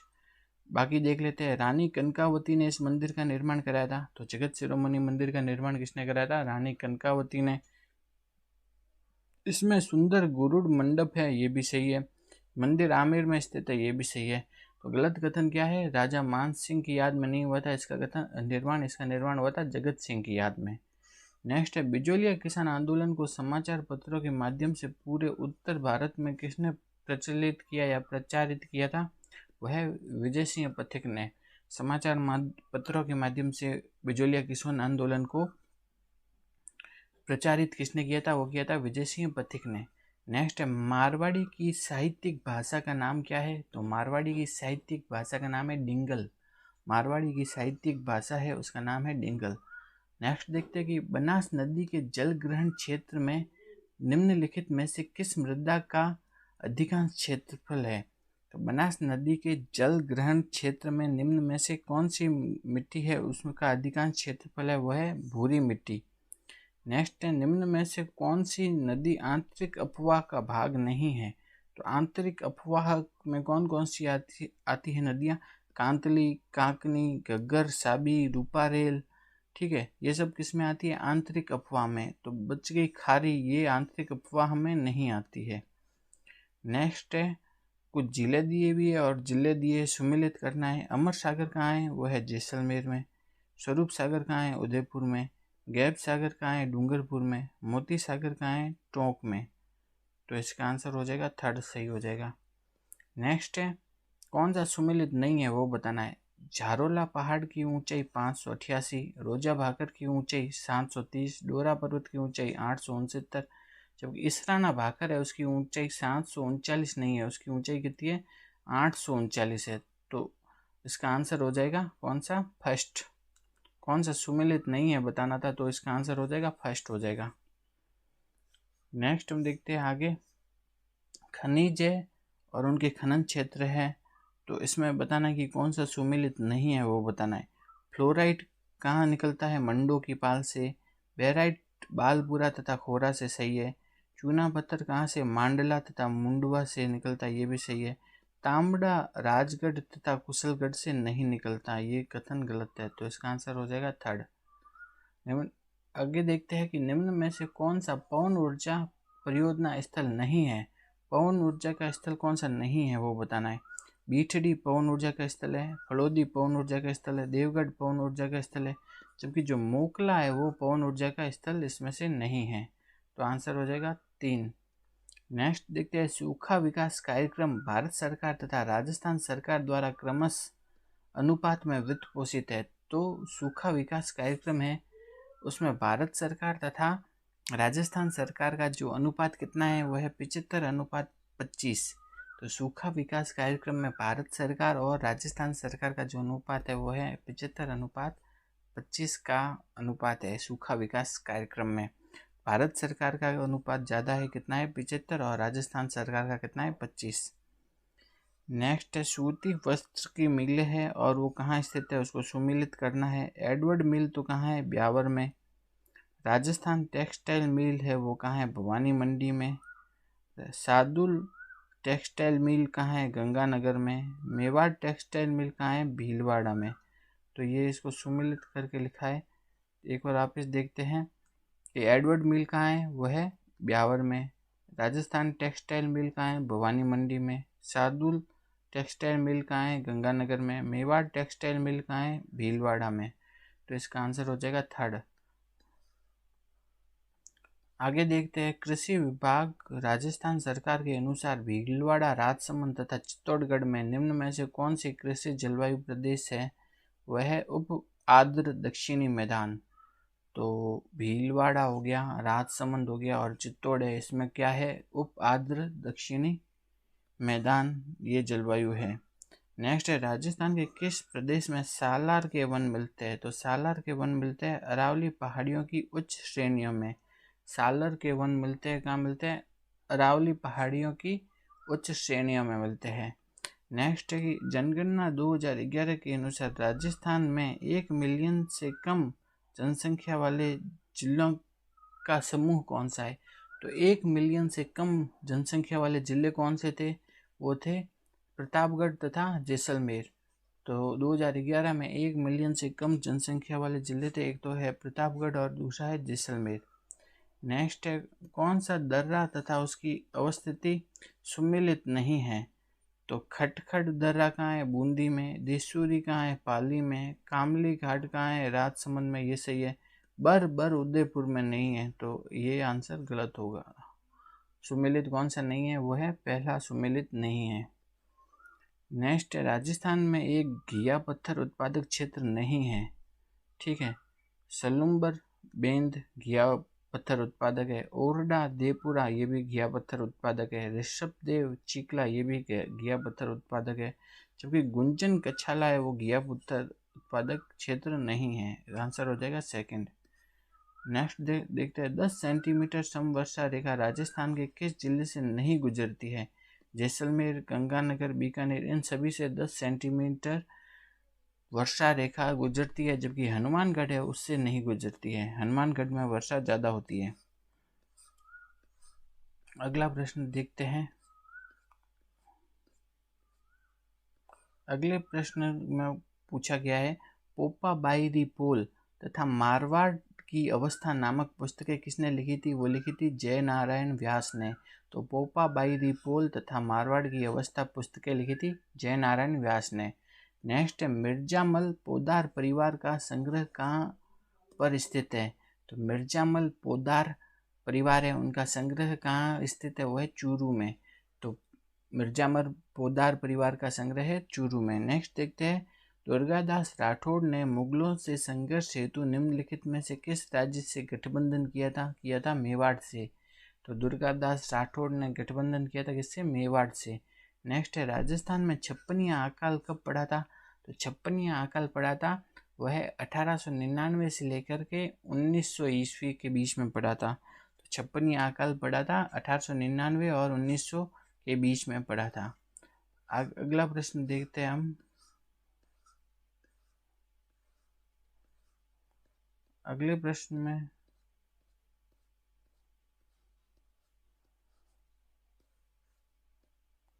प्रश्न में पूछा गया है मुनोत नैन्सी को राजपूताने का अबुल फजल किसने कहा था। वो कहा था मुंशी देवी प्रसाद ने। तो मुनोत नैन्सी को राजपूताने का अबुल फजल कहा था मुंशी देवी प्रसाद ने। नेक्स्ट है मारवाड़ सेवा संघ की स्थापना कब हुई थी। 1920 में हुए थे और इसके पहले अध्यक्ष कौन बने थे, वो बने थे दुर्गा शंकर। तो 1920 में स्थापित मारवाड़ सेवा संघ के जो पहले अध्यक्ष थे वो थे दुर्गा शंकर। अगला प्रश्न हम देखते हैं। अगले प्रश्न में क्या कहा गया है। अगले प्रश्न में कहा गया है अजमेर पर अंग्रेजों का आधिपत्य कब हुआ था। तो अजमेर पर अंग्रेजों का अधिकार हुआ था 25 जून 1818 को हुआ था। नेक्स्ट मेवाड़ में आण व्यवस्था क्या थी। तो आण किसे कहते थे, वो कहते थे लेन देन से पहले जो महाराणा की सौगंध गाई जाती थी उसे कहते थे आण। ठीक है, तो मेवाड़ में आण क्या होता था, वो होता था लेन देन से पहले महाराणा की जो सौगंध खाई जाती थी उसे कहते थे। अगले प्रश्न में हम देखते हैं निम्न में से कौन प्रसिद्ध बिजोलिया किसान आंदोलन से संबंधित नहीं थे। तो बिजोलिया किसान आंदोलन से कौन संबंधित नहीं थे, वो थे गोविंदगिरी। गोविंदगिरी का संबंध बिजोलिया किसान आंदोलन से नहीं था। बाकी साधु सीताराम दास, माणिक्यलाल वर्मा, विजय सिंह पथिक, इन सभी का संबंध था बिजोलिया किसान आंदोलन से। नेक्स्ट है कौन मॉन्टेग्यू चैम्सफोर्ड समिति का सदस्य नहीं था। तो मॉन्टेग्यू चैम्सफोर्ड समिति के सदस्य कौन कौन थे, Charles Robert, sir William Duke, Bhupendra Nath Basu, ये तीनों तो सदस्य थे, लेकिन सर रिचर्ड स्ट्रेची इसका सदस्य नहीं था। नेक्स्ट हम देखते हैं निम्न में से किस अधिनियम को पंडित जवाहरलाल नेहरू द्वारा दास्ता का नवीन राजपत्र कहा गया। तो दास्ता का नवीन राजपत्र कहा गया 1935 के अधिनियम को। जवाहरलाल नेहरू ने दास्ता का नवीन राजपत्र किसे कहा, 1935 के अधिनियम को। नेक्स्ट है सिरोही राज्य ने ब्रिटिश सरकार के प्रभुत्व की संधि को किस वर्ष स्वीकार किया था। तो सिरोही राज्य ने स्वीकार किया था ब्रिटिश के जो प्रभुत्व को 1823 में। नेक्स्ट है 1857 की क्रांति के समय सिरोही के जो पॉलिटिकल एजेंट कौन थे। तो सिरोही के थे कैप्टन हॉल थे सिरोही के। मैकमेसन तो कहाँ के थे, जोधपुर के। मेजर बर्टन कहाँ के थे, कोटा के थे। ईडन थे, वो कहाँ के, जयपुर के थे। तो सिरोही के कौन थे, वो थे कैप्टन हॉल। नेक्स्ट है 1832 में नवगठित राजपूताना एजेंसी में तत्कालीन 22 रियासतों और ठिकानों को कितने ग्रुप में रखा गया था, वो रखा गया था 4 ग्रुप में रखा गया था। नेक्स्ट है ईस्ट इंडिया कंपनी और राजपूत राज्यों के मध्य 1817-18 की जो संधियों का मसौदा निम्नलिखित में से किसने तैयार किया था, वो किया था चार्ल्स मेटकॉफ में। तो 1817-18 में जो राजपूत राज्य तथा ईस्ट इंडिया कंपनी के बीच में जो समझौता हुआ था उसका जो पूरा मसौदा है वो किसने तैयार किया था, वो किया था चार्ल्स मेटकॉफ ने तैयार किया था। आरपीएससी द्वारा 2024 तथा 2025 में आयोजित परीक्षाओं में जो राजस्थान जीके के जो प्रश्न पूछे गए हैं उसको अब हम देखते हैं। ये आपके आने वाली परीक्षाओं जैसे RPSC second grade teacher, RPSC assistant professor exam, इसके लिए महत्वपूर्ण हो सकते हैं। तो शुरू करते हैं। सबसे पहले हम देखते हैं, नाथावतों के इतिहास के अनुसार बीहड़ वन में उच्च पर्वत शिखर पर बना हुआ वह दुर्ग कौन सा है जो शिवपिंड पर रखे बिलपत्र की तरह दिखाई देता है? तो शिवपिंड पर रखे बिलपत्र की तरह क्या दिखाई देता है? वो दिखाई देता है रणथंभौर का दुर्ग। तो रणथंभौर का दुर्ग है जो कि शिवलिंग पर रखे बिलपत्र की तरह दिखाई देता है। और ये क्या है? बीहड़ वन में उच्च पर्वत शिखर पर बना हुआ है। तो इसका आंसर होगा रणथंभौर का दुर्ग। नेक्स्ट हम देखते हैं, रणकपुर के मंदिर का निर्माण किसके आदेश से प्रारंभ हुआ? तो रणकपुर के जो मंदिर है उसका निर्माण हुआ वह है सोम सुंदर सूरी के आदेश से रणकपुर का मंदिर बनाया गया। तो रणकपुर का मंदिर किनके आदेश से बनाया गया? सोम सुंदर सूरी के आदेश से। आगे हम देखते हैं, 1572 ईस्वी में गुजरात अभियान के लिए जाते समय बागोर से अकबर के महाराणा प्रताप से सुलह वार्ता हेतु किसे भेजा? तो अकबर ने जो 1572 में महाराणा प्रताप से सुलह वार्ता के लिए किसको भेजा था? वो भेजा था जलाल खान कोरची को भेजा था। 1572 में भेजा था जलाल खान कोरची को।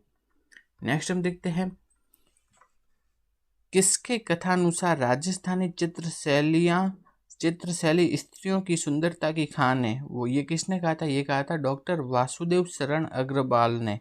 किन्होंने कहा था? डॉक्टर वासुदेव शरण अग्रवाल ने ये कहा था।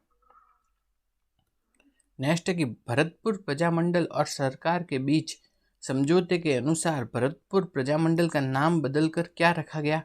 तो भरतपुर प्रजामंडल का नाम बदलकर रखा गया भरतपुर प्रजा परिषद। तो भरतपुर प्रजामंडल था उसका नाम बदल करके क्या रखा गया था? भरतपुर प्रजा परिषद। नेक्स्ट है, राजस्थानी साहित्य के भरतेश्वर बाहुबली रास क्या है? भरतेश्वर बाहुबली रास के लेखक कौन थे? वो थे शालिभद्र सूरी। भरतेश्वर बाहुबली रास के लेखक थे वो थे शालिभद्र सूरी। नेक्स्ट है, आदिवासी क्षेत्रों में इंद्र को रिझाने के लिए महिलाएं हाथ में हथियार लेके कौन सा नृत्य करती है? वह धाड़ नृत्य करती है आदिवासी महिलाएं। ये हाथ में हथियार लेकर के किया जाता है। नेक्स्ट हम देखते हैं, बीकानेरी, बागड़ी, शेखावाटी, मेवाड़ी, खेराड़ी, गोडवाड़ी, नागौरी, देवड़ावाड़ी, ये सभी उपबोलियाँ किसकी है? ये है मारवाड़ी की उपबोलियाँ है। बीकानेरी, बागड़ी, शेखावाटी, मेवाड़ी, खेराड़ी, गोडवाड़ी, ये सब किसकी उपबोलियाँ है? मारवाड़ी की। नेक्स्ट है, मत्स्य संघ का उद्घाटन किस कैबिनेट स्तर के भारतीय मंत्री द्वारा किया गया था? तो मत्स्य संघ का उद्घाटन किया था वो किया था एन.वी. गाडगिल ने। किन्होंने किया था? एन.वी. गाडगिल ने किया था मत्स्य संघ का उद्घाटन। नेक्स्ट है, मोरचंग के बारे में कौन सा कथन सत्य है? बताना है। यह लोहे का बना एक छोटा सा वाद्य है, ये कथन सत्य है। मोरचंग को होठों के बीच रखकर बजाया जाता है, ये भी सत्य है। यह सुश्रीर वाद्य की श्रेणी में आता है, यह भी सही है। इसमें 27 तार होते हैं, ये गलत है। तो इस चौथा गलत है, तो फर्स्ट, सेकंड, थर्ड सही है, तो आंसर हो जाएगा 3। नेक्स्ट है कि किस पुलिस सुप्रिटेंडेंट के आदेश से नानक भील को डाबी में 1923 में आयोजित किसान सभा में गोली मारी गई थी? तो कौन से पुलिस सुप्रिटेंडेंट थे जिन्होंने कि आदेश दिया था? वो थे इकराम हुसैन। कौन था? इकराम हुसैन। नेक्स्ट है, जोगी जोगन, कान गुजरी, मियाँ बीबू पठान का संबंध निम्नलिखित में से किस ख्याल से है? वह है जयपुरी ख्याल से। इन सभी का संबंध किससे है? जयपुरी ख्याल से। नेक्स्ट है कि चौहान वंश के किस शासक ने प्रताप लंकेश्वर की उपाधि धारण की थी? वह सोमेश्वर। इंपॉर्टेंट है। तो प्रताप लंकेश्वर की उपाधि किन्होंने धारण की थी? वो थे सोमेश्वर। उन्होंने प्रताप लंकेश्वर की उपाधि धारण की थी। नेक्स्ट है कि निम्न में से कौन सी पर्वतीय चोटी दक्षिण अरावली क्षेत्र में स्थित है? तो दक्षिण अरावली में कौन सी चोटी है? वह है लीलागढ़। तो दक्षिण अरावली में कौन सी चोटी आ जाती है? लीलागढ़। नेक्स्ट है जनगणना 2011 के अनुसार 2001 से 2011 के दौरान राजस्थान के कुल नगरीय जनसंख्या में कितनी वृद्धि हुई है। तो 2001 से 2011 के बीच में जो राजस्थान की जो नगरीय जनसंख्या है उसमें वृद्धि हुई है वो है 1.5%। 2001 से 2011 के बीच में राजस्थान की नगरीय जनसंख्या में वृद्धि हुई है कितनी, 1.5% की वृद्धि हुई है। नेक्स्ट है कि उद्गम स्थल और नदियां हैं उनको मैच करना है। तो खमनोर की पहाड़ी से कौन सी नदी का उद्गम होता है वो है बनास। खमनोर की पहाड़ी से उद्गम होता है वो है बनास का। बैराठ की पहाड़ी से उद्गम होता है वो होता है बाणगंगा का। बैराठ की पहाड़ी से किसका उद्गम होता है, बाणगंगा का। नेक्स्ट है कि खंडेला की पहाड़ी से उद्गम होता है कांतली नदी का। अगला है सेवर की पहाड़ी से उद्गम होता है किसका, साबी नदी का उद्गम होता है सेवर की पहाड़ी से। आगे देखते हैं राजस्थान में निम्नलिखित में से किन जिलों में लाल रेतीली मिट्टी पाई जाती है। लाल और रेतीली मिट्टी मिलती है जोधपुर, चूरू, झुंझुनू में। लाल रेतीली मिट्टी मिलती है जोधपुर, चूरू और झुंझुनू में मिलती है। आगे देखते हैं कि CWG राजस्थान के किस जलवायु प्रदेश का प्रतिनिधित्व करता है। तो CWG है वो है उप आर्द्र। कौन से प्रदेश को प्रतिनिधित्व करता है, उप आर्द्र प्रदेश है उसका प्रतिनिधित्व करता है क्या, CWG। नेक्स्ट है कि गलत कथन का चुनाव करना है। मैंगनीज कांसला सही है। सीसा जस्ता कहाँ मिलता है, राजपुर दरीबा, ये भी सही है। लोएस्क मिलता है डाबला क्षेत्र में, ये भी सही है। तांबा गुलाबपुरा अगूचा, ये गलत है। नेक्स्ट है राजस्थान राज्य प्रदूषण नियंत्रण बोर्ड का गठन कब हुआ था 7 फरवरी 1975 में। राजस्थान राज्य प्रदूषण नियंत्रण बोर्ड का गठन हुआ 7 फरवरी 1975 में। Green tech mega food park कहाँ पर स्थित है, वह है रूपनगढ़ अजमेर में। तो green tech mega food park है वो है रूपनगढ़ अजमेर में।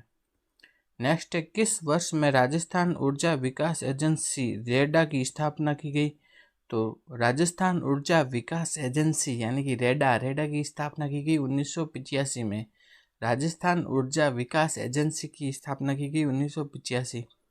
नेक्स्ट है राजस्थान में जनसंख्या की वृद्धि दर 2001 से 2011 के बीच में सर्वाधिक तथा सबसे कम कहाँ थी।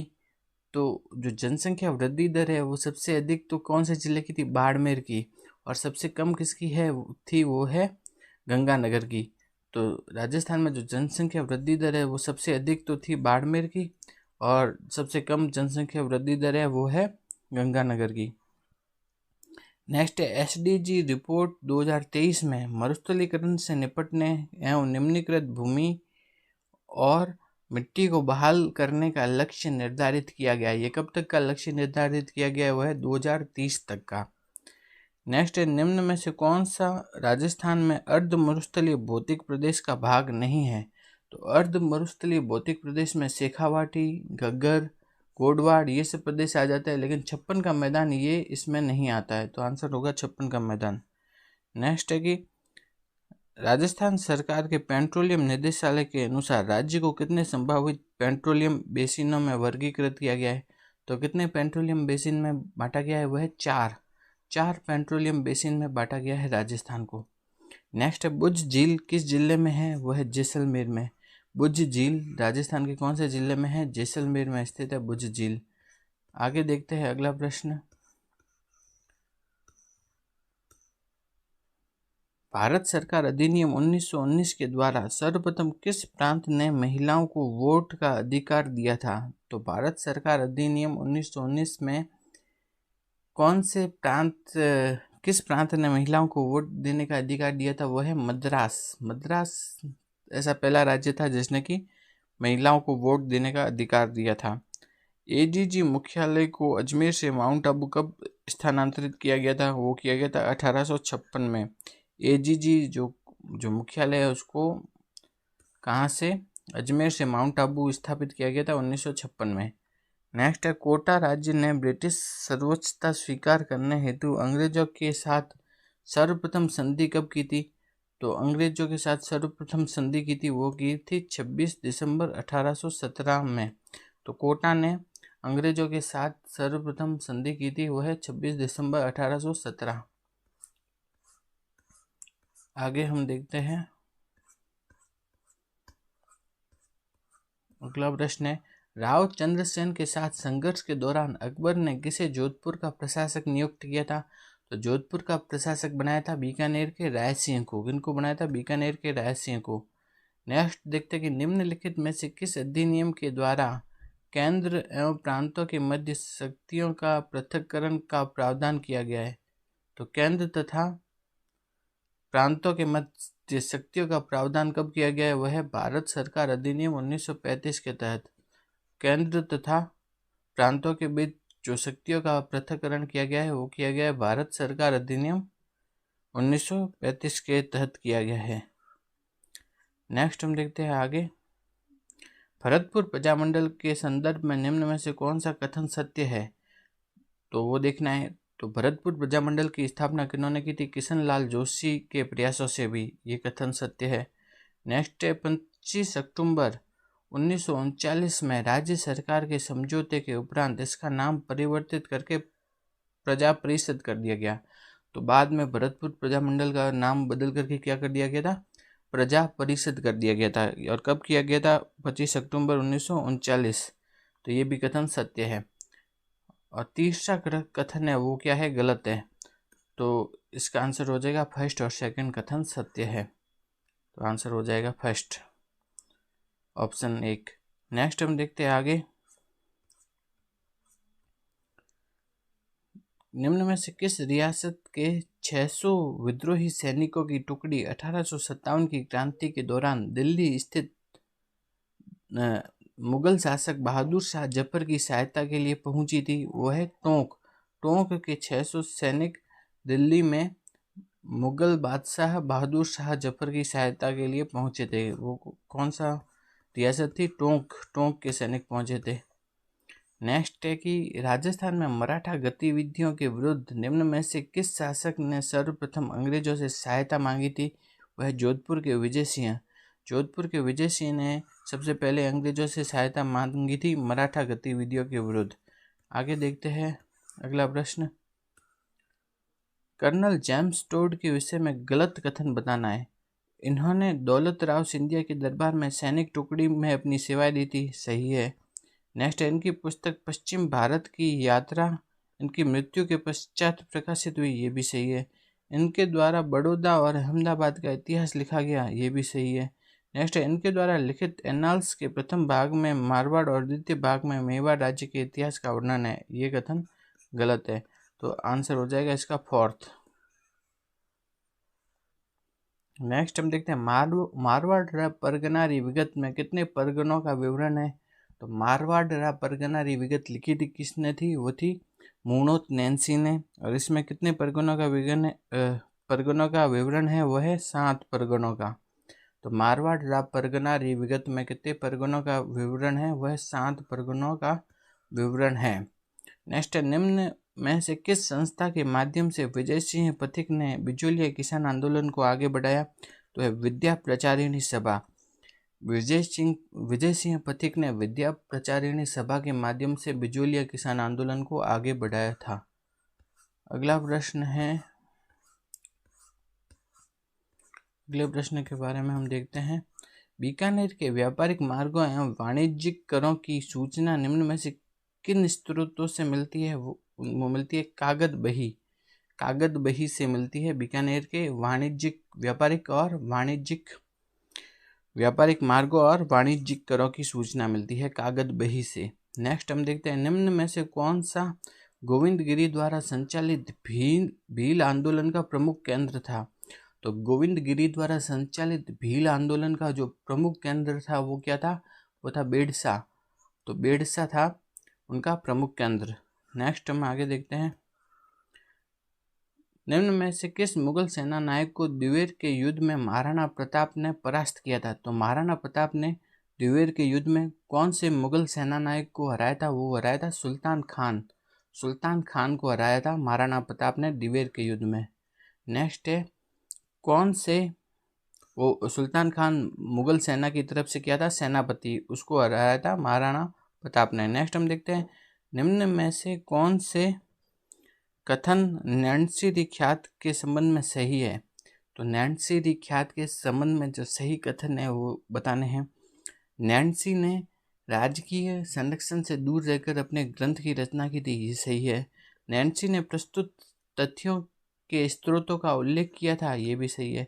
नैन्सी रिख्यात की भाषा मारवाड़ी है, ये भी सही है। तीनों कथन सत्य है। आगे देखते हैं 1857 की क्रांति के दौरान रावत केसरी सिंह ने निम्न में से किस स्थान के जागीरदार थे? तो रावत केसरी सिंह वो जागीरदार थे सलूम्बर के। रावत केसरी सिंह कहा के जागीरदार थे, वो थे सलूम्बर के। नेक्स्ट है जोधपुर शासक मोटा राजा उदय सिंह की मृत्यु के उपरांत निम्न में से किस शासक ने उनके उत्तराधिकारी के रूप में मुगल सेवा जारी रखी थी? तो वो था सूरसिंह। सूरसिंह बने थे मोटा राजा उदय सिंह की मृत्यु के बाद। जो उनके उत्तराधिकारी कौन बने थे? वो बने थे सूरसिंह। अगला प्रश्न देखते हैं।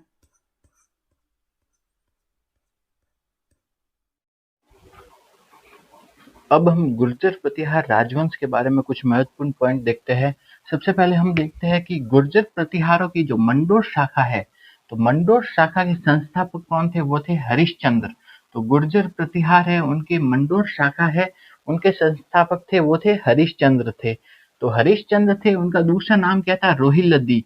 तो ये प्रश्न बहुत बार पूछा जाता है कि रोहिलदी किनका नाम था? वो था हरिश्चंद्र का। गुर्जर प्रतिहारों की मंडोर शाखा के संस्थापक थे हरिश्चंद्र और उनका दूसरा नाम क्या था? रोहिलदी। नेक्स्ट हम देखते हैं मंडोर के प्रतिहारों की वंशावली किससे प्रारंभ होती है? तो ये सीधा प्रश्न पूछा जाता है कि मंडोर के प्रतिहार है, उनकी वंशावली किनसे प्रारंभ होती है? वो है रज्जिल से। तो ये रज्जिल हरिश्चंद्र के पुत्र थे, तो इनसे मंडोर के प्रतिहारों की वंशावली प्रारंभ होती है। तो मंडोर के प्रतिहारों की वंशावली प्रारंभ होती है रज्जिल से। नेक्स्ट हम देखते हैं कौन से शासक ने अपनी राजधानी मंडोर की जगह मेड़ता स्थापित की थी?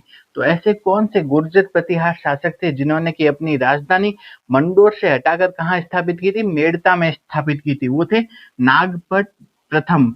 नागभट्ट प्रथम थे, जिनका दूसरा नाम क्या है? नाहड़। ठीक है, इन्हें नाहड़ भी कहा जाता है। तो ऐसे गुर्जर प्रतिहार शासक जिन्होंने अपनी राजधानी मंडोर से हटाकर कहाँ स्थापित की थी? मेड़ता स्थापित की थी। वो थे नागभट्ट प्रथम या नाहड़। नेक्स्ट हम देखते हैं वल मंडल के भाटी देवराज को युद्ध में किन्होंने हराया था? वो हराया था सीलुक ने। वल मंडल यानी जैसलमेर के भाटी देवराज को युद्ध में परास्त किया था, वो किया था सीलुक ने। नेक्स्ट हम देखते हैं मुंगेर के जो त्रिपक्षीय युद्ध में, मुंगेर के त्रिपक्षीय युद्ध में बंगाल के शासक धर्मपाल को किन्होंने हराया था? तो वो हराया था कक ने। किन्होंने? कक ने। मुंगेर के त्रिपक्षीय युद्ध में बंगाल के शासक धर्मपाल को परास्त किया था किन्होंने? कक ने। कक है वो गुर्जर प्रतिहारों की जो भीनमाल शाखा है, उसके जो नागभट्ट द्वितीय है उसके सामंत थे। तो कक किसकी तरफ से युद्ध लड़ रहे थे? वो गुर्जर प्रतिहारों की जो भीनमाल शाखा के नागभट्ट द्वितीय की तरफ से युद्ध लड़ रहे थे और उन्होंने मुंगेर के त्रिपक्षीय युद्ध में बंगाल के शासक धर्मपाल को परास्त किया था। नेक्स्ट हम देखते हैं जोधपुर शिलालेख, वो किन्होंने लिखाया था? वो लिखा था बाउका ने। जोधपुर शिलालेख लिखाया था बाउका ने। नेक्स्ट हम देखते हैं रोहिंस कूप, या इसे क्या भी कहते हैं? गटियाला। गटियाला के समीप हाट बाजार का निर्माण किन्होंने करवाया था? वो कराया था कक्कुक ने। गटियाला या रोहिंस कूप के समीप हाट बाजार का निर्माण कराया था, वो कराया था कक्कुक ने। और गटियाला अभिलेख भी किन्होंने लिखाया था? वो लिखाया था कक्कुक ने। तो रोहिंस कूप या गटियाला के समीप हाट बाजार का निर्माण कराया था, वो करवाया था कक्कुक ने। और गटियाला अभिलेख भी लिखाया था कक्कुक ने। अब हम आरपीएससी द्वारा 2025 में आयोजित परीक्षाओं में जो राजस्थान ज्योग्राफी और इकोनॉमी के जो प्रश्न पूछे गए हैं उनको देख लेते हैं। तो सबसे पहले हम देखते हैं दिसंबर 2024 तक राजस्थान में सड़कों का घनत्व कितना था? तो दिसंबर 2024 तक जो राजस्थान है उसमें सड़कों का घनत्व था वह 92.66 किलोमीटर प्रति 100 किलोमीटर स्क्वायर।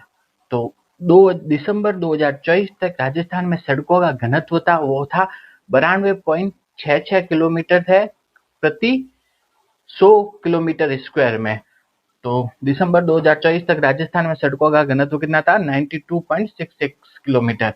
नेक्स्ट हम देखते हैं राजस्थान में सड़कों की कुल लंबाई कितनी थी। तो राजस्थान में सड़कों की कुल लंबाई है 3,17,121 किलोमीटर। तो दिसंबर 2024 में जो राजस्थान में सड़कों की कुल लंबाई है वो है 3,17,121 किलोमीटर है राजस्थान में सड़कों की कुल लंबाई।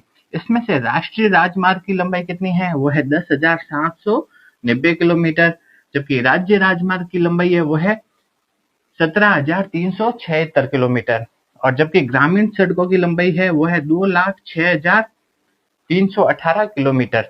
तो राजस्थान में दिसंबर 2024 तक सड़कों का घनत्व था वो था 92.66 किलोमीटर प्रति 100 किलोमीटर स्क्वायर में, और जबकि राजस्थान में दिसंबर 2024 तक सड़कों की कुल लंबाई कितनी थी, वो थी 3,17,121 किलोमीटर। नेक्स्ट है कि राजस्थान में राष्ट्रीय राजमार्ग की लंबाई है उसमें से वह है 10,790 किलोमीटर, राज्य राजमार्ग की लंबाई है 17,376 किलोमीटर, जबकि ग्रामीण सड़कों की लंबाई है 2,06,318 किलोमीटर है। नेक्स्ट हम देखते हैं 2001 से 2011 के बीच में राजस्थान के जनसंख्या घनत्व में कितनी वृद्धि हुई।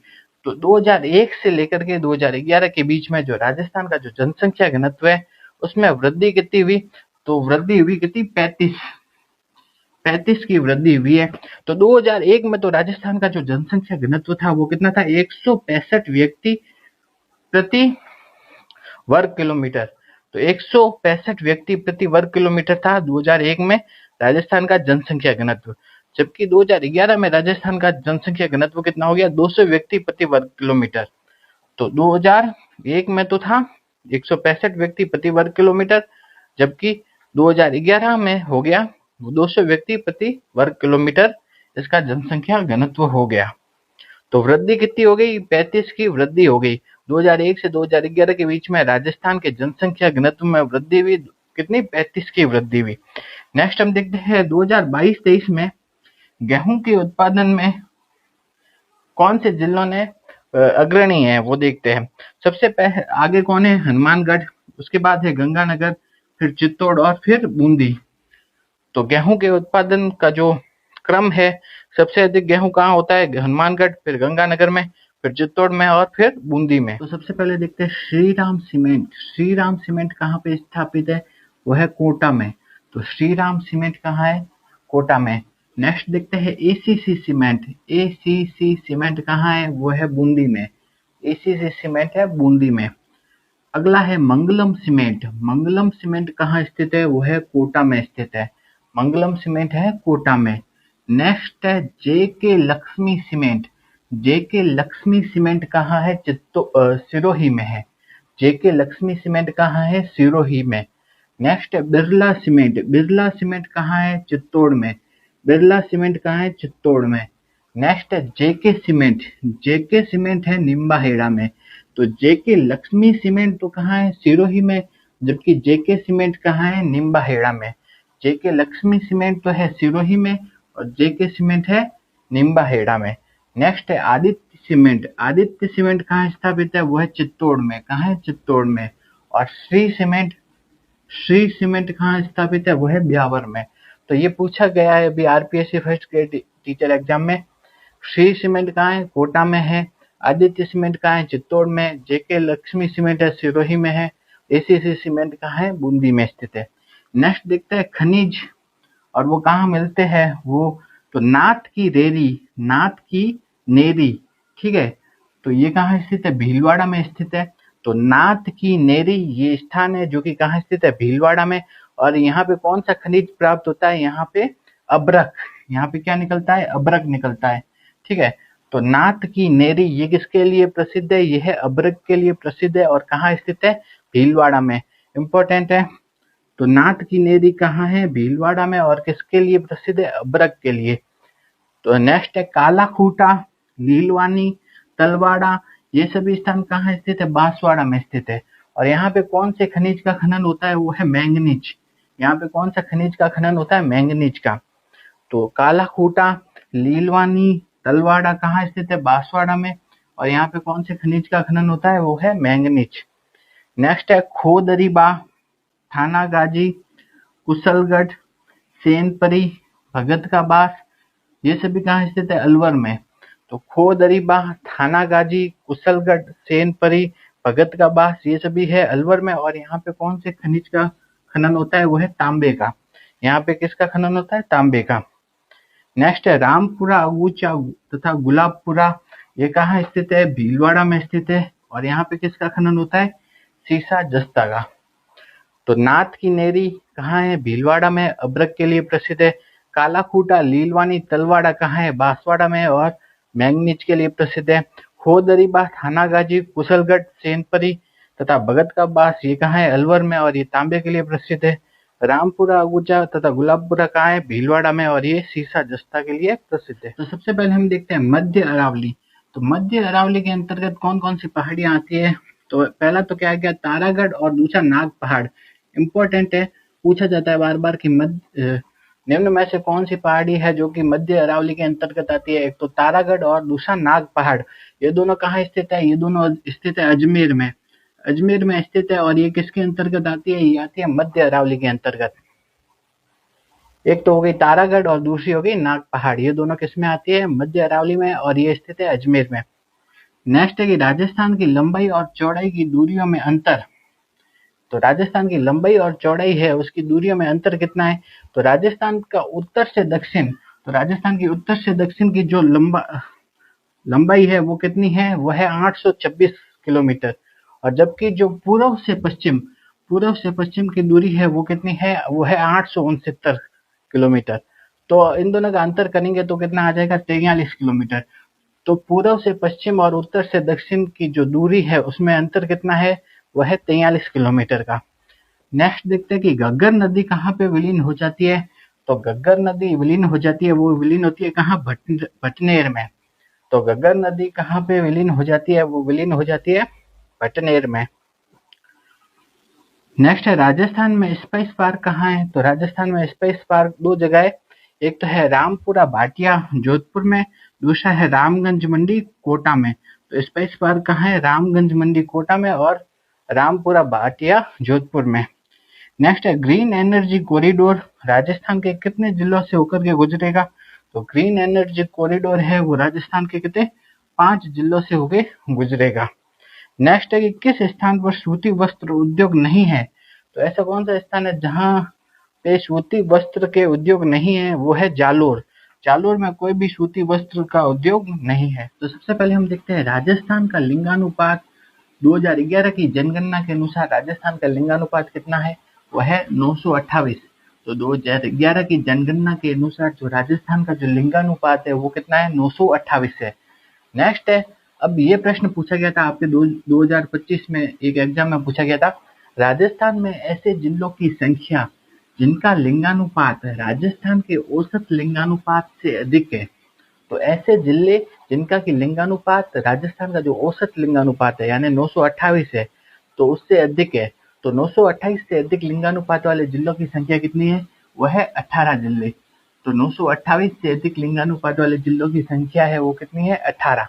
जबकि ऐसे जिलों की संख्या जिनका कि लिंगानुपात राजस्थान के औसत लिंगानुपात से कम है यानी 928 से कम है, 928 से कम लिंगानुपात वाले जिलों की संख्या कितनी होगी? 15। तो ये हम देख रहे हैं, ये 2011 की जनगणना के अनुसार देख रहे हैं। तो उस टाइम कितने? 33 जिले थे। तो 18 जिलों का लिंगानुपात तो क्या हो गया? 928 से अधिक। और जबकि 15 जिलों का लिंगानुपात क्या हो गया? 928 से कम हो गया। तो ये अब इस टाइप के क्वेश्चन अभी ज्यादा पूछे जाने लग गए हैं कि ऐसे जिले जिनका कि लिंगानुपात 928 से अधिक है उनकी संख्या थी 18 और ऐसे जिले जिनका लिंगानुपात 928 से कम है उनकी संख्या है 15। नेक्स्ट है उस टाइप का हम बाल लिंगानुपात में भी देख लेते हैं। तो राजस्थान का बाल लिंगानुपात कितना है? वह है 888। तो राजस्थान का बाल लिंगानुपात कितना है? वह है 888। तो 888 से अधिक बाल लिंगानुपात वाले जिलों की संख्या वो कितनी है? 21। तो 888 से यानी कि राजस्थान के औसत बाल लिंगानुपात से अधिक बाल लिंगानुपात वाले जिलों की संख्या कितनी होगी? 21। जबकि राजस्थान के औसत बाल लिंगानुपात यानी कि 888 से कम बाल लिंगानुपात वाले जिलों की संख्या होगी 12। तो 888 से अधिक बाल लिंगानुपात वाले जिलों की संख्या 21 और 888 से कम बाल लिंगानुपात वाले जिलों की संख्या 12 हो गई। नेक्स्ट हम देखते हैं राजस्थान का जनसंख्या घनत्व कितना है। तो राजस्थान का जनसंख्या घनत्व है 200 व्यक्ति प्रति वर्ग किलोमीटर। तो राजस्थान का जनसंख्या घनत्व है 200 व्यक्ति प्रति वर्ग किलोमीटर। तो 200 से अधिक जनसंख्या घनत्व वाले जिलों की संख्या कितनी है 18 और 200 से कम जनसंख्या घनत्व वाले जिलों की संख्या कितनी है 15। ये उसके समान ही आ गया, लिंगानुपात के समान। ठीक है, तो राजस्थान का जो औसत जनसंख्या घनत्व है यानी कि 200 से अधिक जनसंख्या घनत्व वाले जिलों की संख्या होगी 18 और राजस्थान का औसत जनसंख्या घनत्व है यानी कि 200 से कम जनसंख्या घनत्व वाले जिलों की संख्या होगी 15। Vishwakarma skill institute. तो राजस्थान में विश्वकर्मा स्किल इंस्टीट्यूट कहाँ पे स्थापित किया जाएगा, वो किया जाएगा कोटा में। तो राजस्थान में विश्वकर्मा स्किल इंस्टीट्यूट स्थापित किया जाएगा कोटा में। नेक्स्ट है गौरी देवी कला केंद्र। तो राजस्थान में गौरी देवी कला केंद्र की स्थापना कहाँ की जाएगी, वो की जाएगी बीकानेर में। तो राजस्थान में गौरी देवी कला केंद्र की स्थापना की जाएगी बीकानेर। नेक्स्ट है कि राजस्थान में स्टोन पार्क कहाँ कहाँ पे बनेंगे। तो राजस्थान में जो स्टोन पार्क है वो पहला तो बनेगा निम्बाहेड़ा चित्तौड़ में और दूसरा है बूंदी में। तो राजस्थान में स्टोन पार्क कहाँ पे स्थापित किए जाएंगे, पहला है निम्बाहेड़ा चित्तौड़ में और दूसरा है बूंदी में। नेक्स्ट है राजस्थान में डिजास्टर रिकवरी डाटा सेंटर। तो राजस्थान में डिजास्टर रिकवरी डाटा सेंटर कहाँ पे स्थापित किया जाएगा, वो किया जाएगा जोधपुर में। राजस्थान में डिजास्टर रिकवरी डाटा सेंटर स्थापित किया जाएगा जोधपुर में। नेक्स्ट है कि राजस्थान में सेंटर ऑफ एक्सीलेंस फॉर मेज, मक्का के लिए सेंटर ऑफ एक्सीलेंस कहाँ पे स्थापित किया जाएगा, वो किया जाएगा बांसवाड़ा में। राजस्थान में मक्का के लिए सेंटर ऑफ एक्सीलेंस स्थापित किया जाएगा बांसवाड़ा में। नेक्स्ट है कि centre of excellence for honey bee keeping. तो मधुमक्खी रख रखाव के लिए जो सेंटर ऑफ एक्सीलेंस है वो कहाँ पे स्थापित किया जाएगा, वो किया जाएगा भरतपुर में। तो हनी बी कीपिंग के लिए सेंटर ऑफ एक्सीलेंस स्थापित किया जाएगा भरतपुर में। आरपीएससी द्वारा 2025 की परीक्षाओं में पूछे गए जो राजस्थान ज्योग्राफी और इकोनॉमी के प्रश्न है उसको देखते हैं। तो सबसे पहले देखते हैं श्रीराम सीमेंट कहाँ पे स्थापित है, वो है कोटा में। तो श्रीराम सीमेंट कहाँ है, कोटा में। नेक्स्ट देखते हैं एसीसी सीमेंट कहाँ है, वो है बूंदी में। एसीसी सीमेंट है बूंदी में। अगला है मंगलम सीमेंट कहाँ स्थित है, वो है कोटा में स्थित है। मंगलम सीमेंट है कोटा में। नेक्स्ट है जेके लक्ष्मी सीमेंट कहाँ है, सिरोही में है। जेके लक्ष्मी सीमेंट कहाँ है, सिरोही में। नेक्स्ट है बिरला सीमेंट कहाँ है, चित्तौड़ में। बिरला सीमेंट कहाँ है, चित्तौड़ में। नेक्स्ट है जेके सीमेंट है निम्बाहेड़ा में। तो जेके लक्ष्मी सीमेंट तो कहाँ है, सिरोही में, जबकि जेके सीमेंट कहाँ है, निम्बाहेड़ा में। जेके लक्ष्मी सीमेंट तो है सिरोही में और जेके सीमेंट है निम्बाहेड़ा में। नेक्स्ट है आदित्य सीमेंट कहाँ स्थापित है, वो है चित्तौड़ में। कहाँ है, चित्तौड़ में। और श्री सीमेंट कहाँ स्थापित है, वो है ब्यावर में। तो ये पूछा गया है अभी RPSC first grade teacher exam में। श्री सीमेंट कहाँ है, कोटा में है। आदित्य सीमेंट कहाँ है, चित्तौड़ में। जेके लक्ष्मी सीमेंट है सिरोही में है। एसीसी सीमेंट कहाँ है, बूंदी में स्थित है। नेक्स्ट देखते हैं खनिज और वो कहाँ मिलते हैं, वो तो नाथ की नेरी, ठीक है। तो ये कहाँ स्थित है, भीलवाड़ा में स्थित है। तो नाथ की नेरी ये स्थान है जो कि कहाँ स्थित है, भीलवाड़ा में। और यहाँ पे कौन सा खनिज प्राप्त होता है, यहाँ पे अब्रक। यहाँ पे क्या निकलता है, अब्रक निकलता है, ठीक है। तो नाथ की नेरी ये किसके लिए प्रसिद्ध है, ये है अब्रक के लिए प्रसिद्ध है और कहाँ स्थित है, भीलवाड़ा में। इंपॉर्टेंट है। तो नाथ की नेरी कहाँ है, भीलवाड़ा में और किसके लिए प्रसिद्ध है, अब्रक के लिए। तो नेक्स्ट है काला खूटा, लीलवानी, तलवाड़ा, ये सभी स्थान कहाँ स्थित है, बांसवाड़ा में स्थित है। और यहाँ पे कौन से खनिज का खनन होता है, वो है मैंगनीज। यहाँ पे कौन सा खनिज का खनन होता है, मैंगनीज का। तो काला खूटा, लीलवानी, तलवाड़ा कहाँ स्थित है, बांसवाड़ा में। और यहाँ पे कौन से खनिज का खनन होता है, वो है मैंगनीज। नेक्स्ट है खोदरीबा, थानागाजी, कुशलगढ़, सेनपरी, भगत का बास, ये सभी कहाँ स्थित है, अलवर में। तो खोदरीबाह, थानागाजी, कुशलगढ़, सेनपरी, भगत का बास, ये सभी है अलवर में। और यहाँ पे कौन से खनिज का खनन होता है, वो है तांबे का। यहाँ पे किसका खनन होता है, तांबे का। नेक्स्ट है रामपुरा अगूचा तथा गुलाबपुरा, ये कहाँ स्थित है, भीलवाड़ा में स्थित है। और यहाँ पे किसका खनन होता है, सीसा जस्ता का। तो नाथ की नेरी कहाँ है, भीलवाड़ा में, अभ्रक के लिए प्रसिद्ध है। काला खूटा, लीलवानी, तलवाड़ा कहाँ है, बांसवाड़ा में और मैंगनीज के लिए प्रसिद्ध है। खोदरीबा, थानागाजी, कुशलगढ़, सेनपरी तथा भगत का बास, ये कहाँ है, अलवर में और ये तांबे के लिए प्रसिद्ध है। रामपुरा अगुचा तथा गुलाबपुरा कहाँ है, भीलवाड़ा में और ये सीसा जस्ता के लिए प्रसिद्ध है। आरपीएससी द्वारा 2024 तथा 2025 में आयोजित परीक्षाओं में राजस्थान जीके के जो प्रश्न पूछे गए हैं उसको देखते हैं। सबसे पहले हम देखते हैं लेखक है और उनकी पुस्तकें हैं, उनको मैच करना है। तो सबसे पहले हम देखते हैं राव जेतसिरो छंद, ये किन्होंने लिखा, ये लिखा बिट्ठू सुजन है। तो राव जेतसिरो छंद लिखा बिट्ठू सुजन है। नेक्स्ट है गुण भाषा, गुण भाषा किन्होंने लिखी, हेम कवि ने। गुण भाषा किन्होंने लिखी, हेम कवि ने। नेक्स्ट है जो राज रूपक है, राज रूपक किन्होंने लिखा, वो लिखा वीर भाण ने। राज रूपक लिखा वीर भाण ने। नेक्स्ट है कि सूरज प्रकाश, सूरज प्रकाश किसने लिखा, वो लिखा कर्णिदान ने। तो ये पुस्तकें हैं और इनके जो लेखक हैं उनको मैच किया हुआ है। तो नेक्स्ट हम देखते हैं आगे, चित्तौड़ के जो समाधीश्वर मंदिर का निर्माण का जीर्णोद्धार करवाकर मध्यकालीन तक्षण कला को जीवित रखा, किन्होंने रखा था, तो मेवाड़ के शासक का नाम बताइए जिसने चित्तौड़ के समाधीश्वर मंदिर का जीर्णोद्धार करके पूर्व मध्यकालीन तक्षण कला को जीवित रखा। वो थे मोकल, राणा मोकल थे, उन्होंने समाधीश्वर मंदिर का जीर्णोद्धार करवाया था। नेक्स्ट है बीकानेर के महाराजा रायसिंह ने रायसिंह महोत्सव ग्रंथ के आरंभ में राव सिंहा से लेकर रायसिंह तक की वंशावली किस भाषा में लेखबद्ध है, तो रायसिंह महोत्सव है ये ग्रंथ है, इसमें जो वंशावली है वो कौन सी भाषा में लिखी गई है, संस्कृत भाषा में लिखी गई है। नेक्स्ट है जयपुर के किस शासक द्वारा राजपूत जाति में विवाह एवं श्राद्ध प्रथा पर व्यय को कम कर दिया गया, वो कर दिया गया सवाई जयसिंह। सवाई जयसिंह ने विवाह और श्राद्ध प्रथा पर जो व्यय है उसको कम किया। नेक्स्ट है लालदासी संप्रदाय के संस्थापक, उनका तीर्थ स्थान कौन सा है, तो लालदासी संप्रदाय का जो तीर्थ स्थान है वह है नगला। कौन सा है, नगला। नगला क्या है, लालदासी संप्रदाय का तीर्थ स्थान है। देवनारायण जी के भजन गाते समय किस वाद्य यंत्र का प्रयोग किया जाता है, वह है जंतर।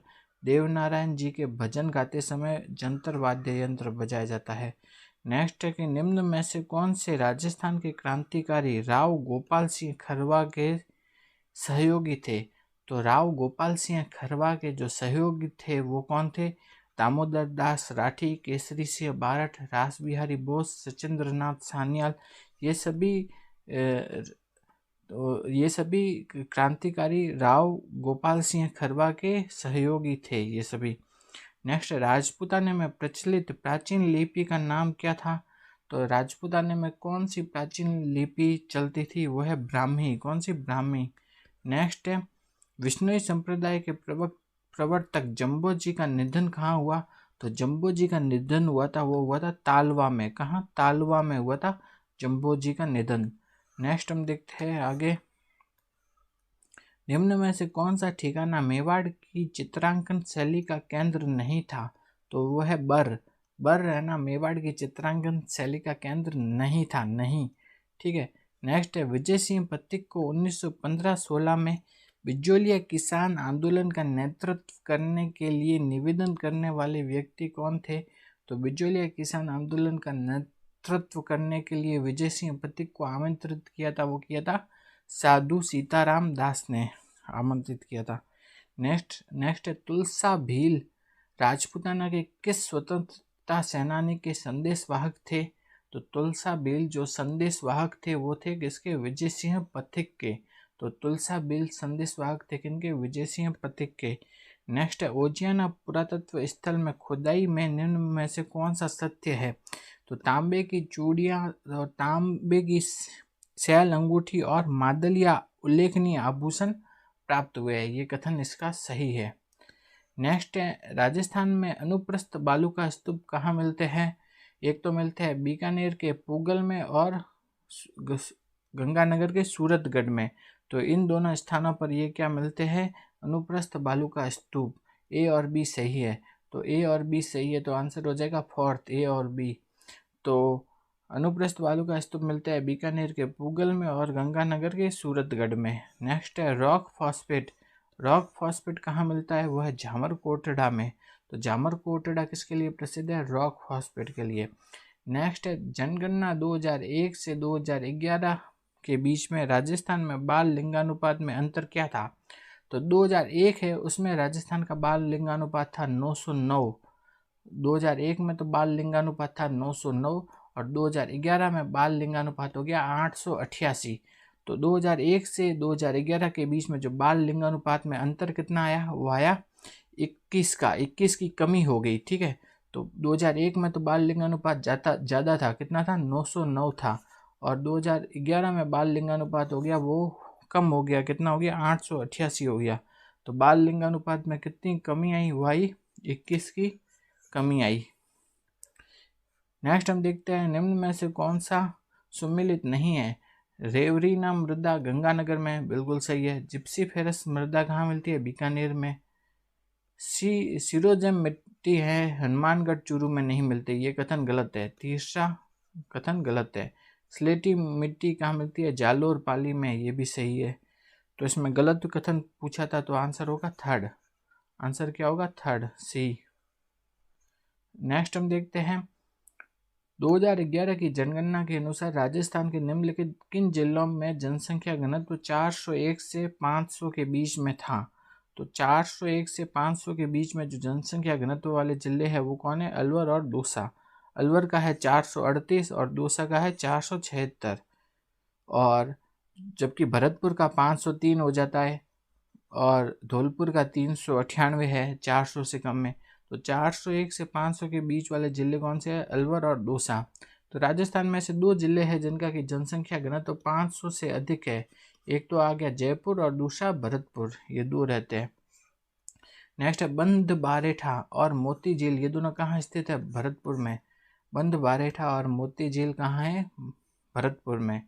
बूंदी जिले से प्रवाहित होने वाली नदियाँ कौन सी है? कुराल, मेज, घोड़ा और पछाड़। तो बूंदी जिले से जो प्रवाहित होने वाली नदियाँ है कुराल, मेज, घोड़ा और पछाड़। नेक्स्ट है राजस्थान में कोपेन के जलवायु वर्गीकरण के अनुसार राजस्थान में निम्नलिखित में से कौन सी जलवायु नहीं पाई जाती? वो है CS जलवायु राजस्थान में नहीं मिलती है। आगे देखते हैं हाड़ौती प्रदेश राजस्थान के किस कृषि जलवायु प्रदेश में आता है? वह आर्द्र दक्षिणी पूर्वी प्रदेश में हाड़ौती आता है, वह आता है आर्द्र दक्षिणी पूर्वी प्रदेश के अंतर्गत आता है। नेक्स्ट है विंध्य कंगार भूमि प्रमुखतः निर्मित होती है। विंध्य कंगार भूमि किससे निर्मित है? वह बालू का पत्थर और सेल से, यानी चट्टानों से। नेक्स्ट हम देखते हैं बालू का पत्थर तथा सेल से निर्मित होती है। नेक्स्ट है राजस्थान में ऊनी वस्त्र उद्योग का केंद्र नहीं है। तो ऊनी वस्त्र उद्योग का केंद्र जोधपुर में है, चूरू में भी है, लाडनू में भी है, जबकि हनुमानगढ़ में ऊनी वस्त्र उद्योग का कोई भी केंद्र नहीं है। तो आंसर हो जाएगा फोर्थ। नेक्स्ट है रामगढ़ पावर प्लांट को प्राकृतिक गैस की आपूर्ति कहाँ से होती है? वो होती है मनिहारी, टिब्बा तथा तन्नौर से। तो रामगढ़ पावर प्लांट को प्राकृतिक गैस की आपूर्ति होती है मनिहारी, टिब्बा तथा तन्नौर से उसकी आपूर्ति होती है। नेक्स्ट हम देखते हैं कौन सा एकमात्र ग्रंथ यह दावा करता है कि पृथ्वीराज चौहान है इनकी मृत्यु तराइन के युद्ध में हुई थी? तो ऐसा कौन सा ग्रंथ है जो ये दावा करता है? उस ग्रंथ का नाम है विरुद्ध विधि विध्वंस। क्या नाम है? विरुद्ध विधि विध्वंस। नेक्स्ट हम देखते हैं अगला प्रश्न। अगले प्रश्न में कहा गया कि 1935 के अधिनियम को प्रांतों में कब से लागू करने की घोषणा की गई थी? तो 1 अप्रैल 1937 से। 1935 के अधिनियम को प्रांतों में लागू किया गया 1 अप्रैल 1937 से।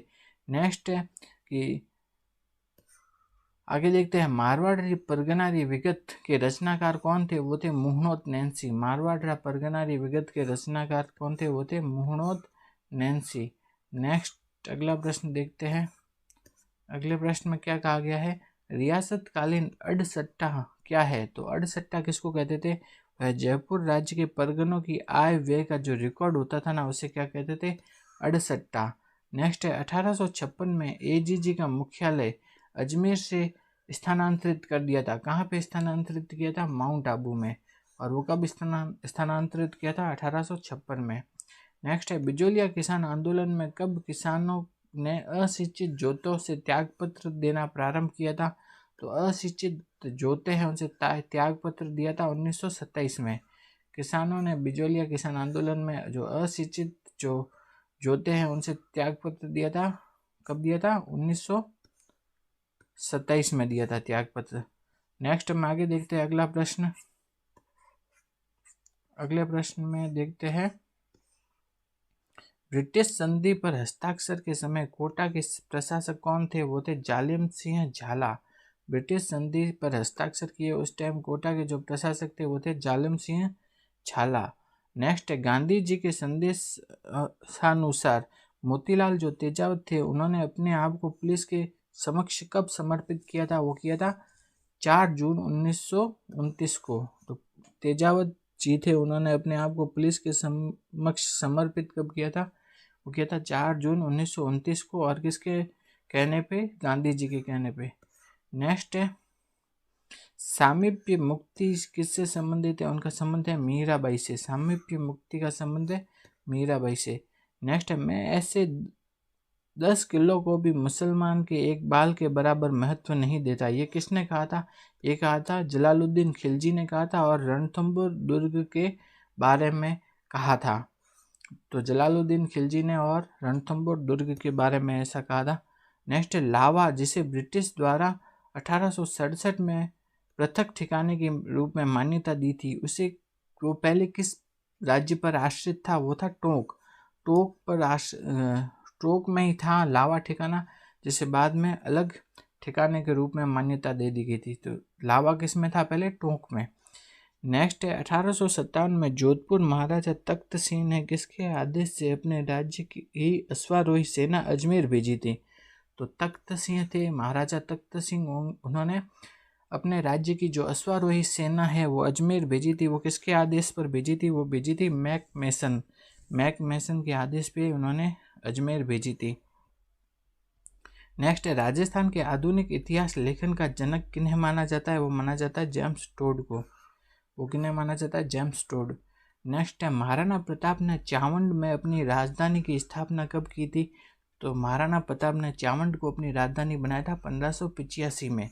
तो 1585 में बनाया था। नेक्स्ट है बिहार में मान सिंह ने निम्नांकित में से किन शासकों को पराजित करके मुगल सत्ता की अधीनता स्वीकार करवाई थी, वह पूरनमल और संग्राम सिंह। तो मान सिंह थे, उन्होंने बिहार में कौन से शासकों को पराजित किया, वह पूरनमल और संग्राम सिंह को पराजित किया था। अगला प्रश्न हम देखते हैं कि भील शिक्षा के लिए खडलाई आश्रम की स्थापना किन्होंने की थी। तो खडलाई आश्रम है उसकी स्थापना की थी माणिक्यलाल वर्मा ने। तो खडलाई आश्रम की स्थापना की थी, किन्होंने की थी, माणिक्यलाल वर्मा ने की थी। नेक्स्ट हम देखते हैं मारवाड़ लोक परिषद का 1942 में लाडनू में तीसरा वार्षिक अधिवेशन हुआ था। उनके अध्यक्ष कौन थे, वो थे रणछोड़ दास गट्टानी। तो मारवाड़ लोक परिषद के जो तीसरा जो अधिवेशन हुआ था कहाँ, लाडनू में, उसके अध्यक्ष थे रणछोड़ दास गट्टानी। नेक्स्ट है मुगल दरबार में किन राजपूत शासकों के कारण औरंगजेब राजपूता ने प्रतिक्रियावादी नीति नहीं अपना पाया था। तो कौन से राजपूत शासकों के कारण औरंगजेब प्रतिक्रियावादी नीति नहीं अपना पाया था, उसका आंसर है, एक तो थे जय सिंह और दूसरे थे जसवंत सिंह। इन दोनों के कारण नहीं कर पाया। तो आंसर हो जाएगा सेकंड और फोर्थ। आगे देखते हैं राजस्थान के सिरोंज क्षेत्र निम्नलिखित में से किस राज्य में विलय किया गया था। तो सिरोंज का जो विलय किया गया था वो कहाँ किया गया था, एमपी में। तो सिरोंज का विलय ना कहाँ किया गया था, वो किया गया था एमपी में किया गया था।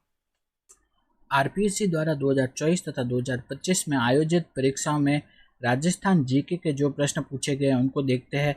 अब हम ASO एग्जाम यानी कि जो सहायक सांख्यिकी अधिकारी परीक्षा जो कृषि विभाग की परीक्षा थी वो हुई थी कब 25 अगस्त 2024 को हुई थी। तो उसमें राजस्थान जीके के जो प्रश्न पूछे गए उसको देखते हैं। तो सबसे पहले हम देखते हैं निम्नलिखित में से किस शासक की बहादुरपुर के युद्ध में महत्वपूर्ण भूमिका थी। तो बहादुरपुर के युद्ध में किनकी महत्वपूर्ण भूमिका थी, वो थी मिर्जा राजा जयसिंह की। तो मिर्जा राजा जयसिंह थे, उनकी महत्वपूर्ण भूमिका थी बहादुरपुर के युद्ध में। आगे देखते हैं रम्मत। रम्मत लोक नाट्य की प्रमुख विशेषता क्या है। तो रम्मत लोक नाट्य है, उसकी विशेषता क्या है, इसमें एक समुदाय विशेष के लोग ही सहभागी होते हैं। नहीं, ये गलत है, एक समुदाय विशेष के नहीं होते हैं। दूसरा देखते हैं इसमें टेरियों और गायकों की प्रमुख भूमिका रहती है। सही है। रंगमंच पर बैठे पात्र अपना प्रदर्शन देते हैं तथा पुनः अपने स्थान पर बैठ जाते हैं। ये भी सही है। इसकी भाषा और क्षेत्रीय रंगत इसे एक क्षेत्र विशेष से जोड़े रखती है। ये भी सही है। तो दूसरा तीसरा चौथा कथन सत्य है। दूसरा तीसरा चौथा सत्य है। नेक्स्ट हम देखते हैं कौन सा तत्ववाद्य नहीं है। तत्ववाद्य मतलब जिसमें तार होती है। तो तत्ववाद्य नहीं है तो वो है बांकिया। बांकिया तत्ववाद्य नहीं है। बाकी भपंग, जंतर, काम्यचा ये सब तत्ववाद्य है। कमला तथा इलायची है वो किस चित्र शैली की चित्रकार थी, वो थी नाथद्वारा चित्र शैली की। कमला और इलायची कौन सी चित्र शैली की चित्रकार थी, नाथद्वारा चित्र शैली की चित्रकार थी। अगला प्रश्न हम देखते हैं जयपुर प्रजामंडल के पहले अधिवेशन के अध्यक्ष कौन थे, वो थे जमनालाल बजाज। तो जयपुर प्रजामंडल है उसके जो पहला अधिवेशन हुआ था उसके अध्यक्ष थे वो थे जमनालाल बजाज। आगे देखते हैं दयाबाई तथा सहजोबाई किस संत की शिष्याएं थी, वो थी संत चरणदास जी। तो चरणदास जी की शिष्याएं थी दयाबाई और सहजोबाई। आगे हम देखते हैं 8 फरवरी 1942 को आयोजित मारवाड़ लोक परिषद के खुले अधिवेशन के अध्यक्ष कौन थे। तो मारवाड़ लोक परिषद का जो खुला अधिवेशन है उसके अध्यक्ष थे वो थे रणछोड़ दास गट्टानी। कौन थे, रणछोड़ दास गट्टानी। और इसका अधिवेशन हुआ कब हुआ था, वो हुआ था 8 फरवरी 1942 को। आगे देखते हैं श्रृंगार चौरी मंदिर के विषय में सही कथनों का चयन कीजिए। तो इसमें सही कौन कौन से, इसका मध्य भाग गोलाकार जैन गुंबद से ढका होता है, ये सही है। इसका निर्माण कुंभा के कोषाध्यक्ष के पुत्र भंडारी वेलका ने करवाया था, ये भी सही है। इस मंदिर की योजना गोलाकार है, नहीं ये सही नहीं है। चौथा है इसके चारों ओर 4 पंख निकले हुए, ये भी सही है। तो पहला, दूसरा और चौथा कथन सही है। आगे देखते हैं निम्न में से कौन 1944 में नीम का थाना में स्थापित मीणा सुधार समिति के अध्यक्ष थे। तो 1944 में नीम का थाना में किसकी स्थापना हुई थी, मीणा सुधार समिति। उसके अध्यक्ष कौन थे, वो थे बंशीधर शर्मा। तो मीणा सुधार समिति के अध्यक्ष थे बंशीधर शर्मा। आगे देखते हैं शेखावाटी में कृष्ण की 8 गोपियों एक हाथी के रूप में चित्रित है, ये भित्ति चित्र कहाँ मिला है। तो शेखावाटी में जो भगवान कृष्ण है उनकी 8 गोपियाँ क्या है, एक हाथी के रूप में चित्रित है। इस टाइप का भित्ति चित्र कहाँ मिला है, वो मिला है गोयनका हवेली फतेहपुर में मिला है। आगे देखते हैं कुछ लेखक है और ग्रंथ है वो किसने लिखा है। तो जयानक भट्ट, उन्होंने क्या लिखा है, वो लिखा है पृथ्वीराज विजय। तो पृथ्वीराज विजय लिखा है जयानक भट्ट ने।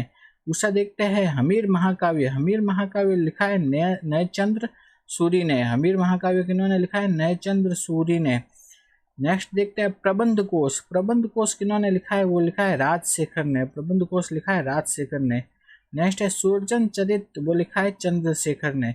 सुरजन चरित लिखा है चंद्रशेखर ने। तो मैच करने पे आंसर कौन सा आ जाएगा, सेकंड।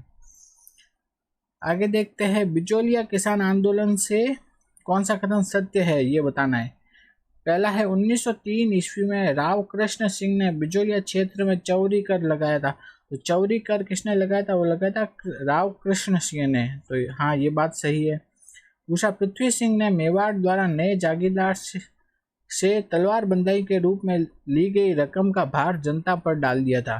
तो तलवार बंदाई कर किसने लगाया था, वो लगाया था पृथ्वी सिंह ने। तो ये याद रखना है दोनों कि जो चौरी कर तो लगाया था किसने, कृष्ण सिंह ने, और तलवार बंदाई कर लगाया था पृथ्वी सिंह ने। तो ये दोनों कथन सही है। तीसरा देखते हैं, विरोध स्वरूप किसानों ने संपूर्ण जागीर में हल नहीं चलाया। तो जो इसके विरोध स्वरूप क्या है, किसानों ने पूरी जागीर में हल नहीं चलाया, ये भी बात सही है। चौथा देखते हैं, पृथ्वी सिंह ने गलती को समझा और किसानों को कुछ रियायतें देने की घोषणा की। नहीं, ये कथन गलत है, तो इसमें चौथा कथन गलत है, बाकी तीनों सही है। तो आंसर हो जाएगा फर्स्ट, सेकंड, थर्ड। तो ये ऑप्शन है तीसरा। देखते हैं, अजमेर संग्रहालय में प्रदर्शित लिंगोद्भव मूर्ति कहाँ से प्राप्त हुई है? वह है हर्षनाथ से प्राप्त हुई है। अगला प्रश्न है, 2011 की जनगणना के अनुसार राजस्थान में 5 लाख से अधिक जनसंख्या वाले शहर कितने थे? 5 लाख से अधिक जनसंख्या वाले शहर थे, वो कितने थे? वो थे 5 लाख से अधिक जनसंख्या वाले शहर या नगरीय संकुल कितने थे? 5 थे।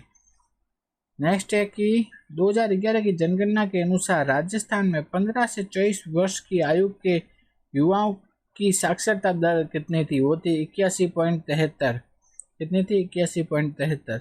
नेक्स्ट है, ये वाला इंपॉर्टेंट है कि निम्न में से कौन सा सौर ऊर्जा संयंत्र और जिला सुमेलित नहीं है? तो पहला देखते हैं, धूनी कहाँ है? वो है पोखरण में, धूरसर पोखरण है, वहां पे स्थित है धूनी सौर ऊर्जा संयंत्र। तो सीकर में नहीं है, तो सुमेलित कौन सा नहीं हो गया? पहला ही सुमेलित नहीं है। तो धूनी कहाँ है? वो है धूरसर गांव, जो कि कहाँ है? पोखरण में। तो धूनी है पोखरण में। दूसरा, अगोरिया कहाँ है? बाड़मेर में, सही। गोरेर कहाँ है? झुंझुनू में, ये भी सही है। मोकला कहाँ है? वह जैसलमेर में, ये भी सही है। तो मोकला सौर ऊर्जा संयंत्र जैसलमेर में, अगोरिया सौर ऊर्जा संयंत्र है बाड़मेर में, धूनी सौर ऊर्जा संयंत्र है पोखरण में, गोरेर जो सौर ऊर्जा संयंत्र है वो है झुंझुनू में। तो अगला प्रश्न देखते हैं, लूनी नदी के विषय में असत्य कथन बताना है। तो इसका उद्गम बालोतरा कस्बे तक इसका पानी मीठा रहता है, उद्गम से लेकर बालोतरा तक इसका पानी मीठा रहता है। हाँ, ये कथन सही है। लूनी नदी बेसिन की पूर्व सीमा काला भूरा डूंगर है, तो ये भी सही है। लूनी की जो पूर्व सीमा है क्या है? वह काला भूरा डूंगर है। नेक्स्ट है, राजस्थान के कुल अपवा क्षेत्र में 5.6% भाग पर प्रवाहित होती है। नहीं, ये कथन गलत है। आगे देखते हैं, यह नदी कच्छ के रण तक प्रवाहित होती है, ये भी सही है। तो असत्य कथन कौन सा हो गया? वो गया तीसरा, बाकी सभी तीनों सही है। आगे देखते हैं, जनगणना 2011 के अनुसार राजस्थान में नगरीय क्षेत्र में 800 से कम लिंगानुपात वाला जिला कौन सा है? वो है जैसलमेर। तो आपके आंसर की में क्या दिया हुआ है? इसका सही आंसर वह है जैसलमेर। 2011 की जनगणना के अनुसार राजस्थान में नगरीय क्षेत्र में 800 से कम लिंगानुपात वाला जिला है, वह है जैसलमेर। आगे हम देखते हैं, राजस्थान में एक कृषि जलवायु प्रदेश के संबंध में निम्नलिखित कथनों को सावधानी पूर्वक पढ़िए। तो ये देखना है, तो अपन को बताना है कि, तो इन कथनों को देख करके बताना है ये कौन सा कृषि जलवायु प्रदेश है। तो इसमें औसत वर्षा कितनी हो रही है? 30 से 50 सेंटीमीटर हो रही है। इसमें कैसी लाल रेतीली और सिरोजम मिट्टी पाई जा रही है। गेहूं, सरसों और तिल इसकी प्रमुख रबी की फसलें हैं। तो ये हो कृषि जलवायु हो गया सेकंड बी प्रकार का, ये कृषि जलवायु है। नेक्स्ट देखते हैं, एग्रो फूड पार्क कहाँ पे विकसित नहीं किया गया है? तो उद्योग विहार श्री गंगानगर सही है, बोरानाडा जोधपुर ये भी सही है, रणपुर कोटा ये भी सही है, जबकि किशनगढ़ अजमेर में नहीं है एग्रो फूड पार्क। तो कहाँ नहीं है? किशनगढ़ अजमेर में। नेक्स्ट हम देखते हैं, निम्नलिखित में कौन सी मृदा दक्कन ट्रैप से विकसित हुई है? तो वह है काली। कौन सी है? काली मृदा। नेक्स्ट देखते हैं कि कौन सा सुमेलित नहीं है, बताना है। तो लूनी बेसिन का संबंध, नेहड़ का संबंध किससे है? लूनी बेसिन से। जोहड़ का संबंध किससे है? शेखावाटी से। नाली का संबंध किससे है? घग्गर के मैदान से। डोरा पर्वत है उसका संबंध किससे नहीं है? नागौर उच्च भूमि से नहीं है। तो ये कथन सुमेलित नहीं है, सेकेंड वाला। तो भारत वन स्थिति रिपोर्ट 2021 की रिपोर्ट के बारे में पूछा गया है। तो उसमें वनावरण कितना था? वो था, तो इसका आंसर क्या है? सेकेंड। तो अब हम देखते हैं आगे।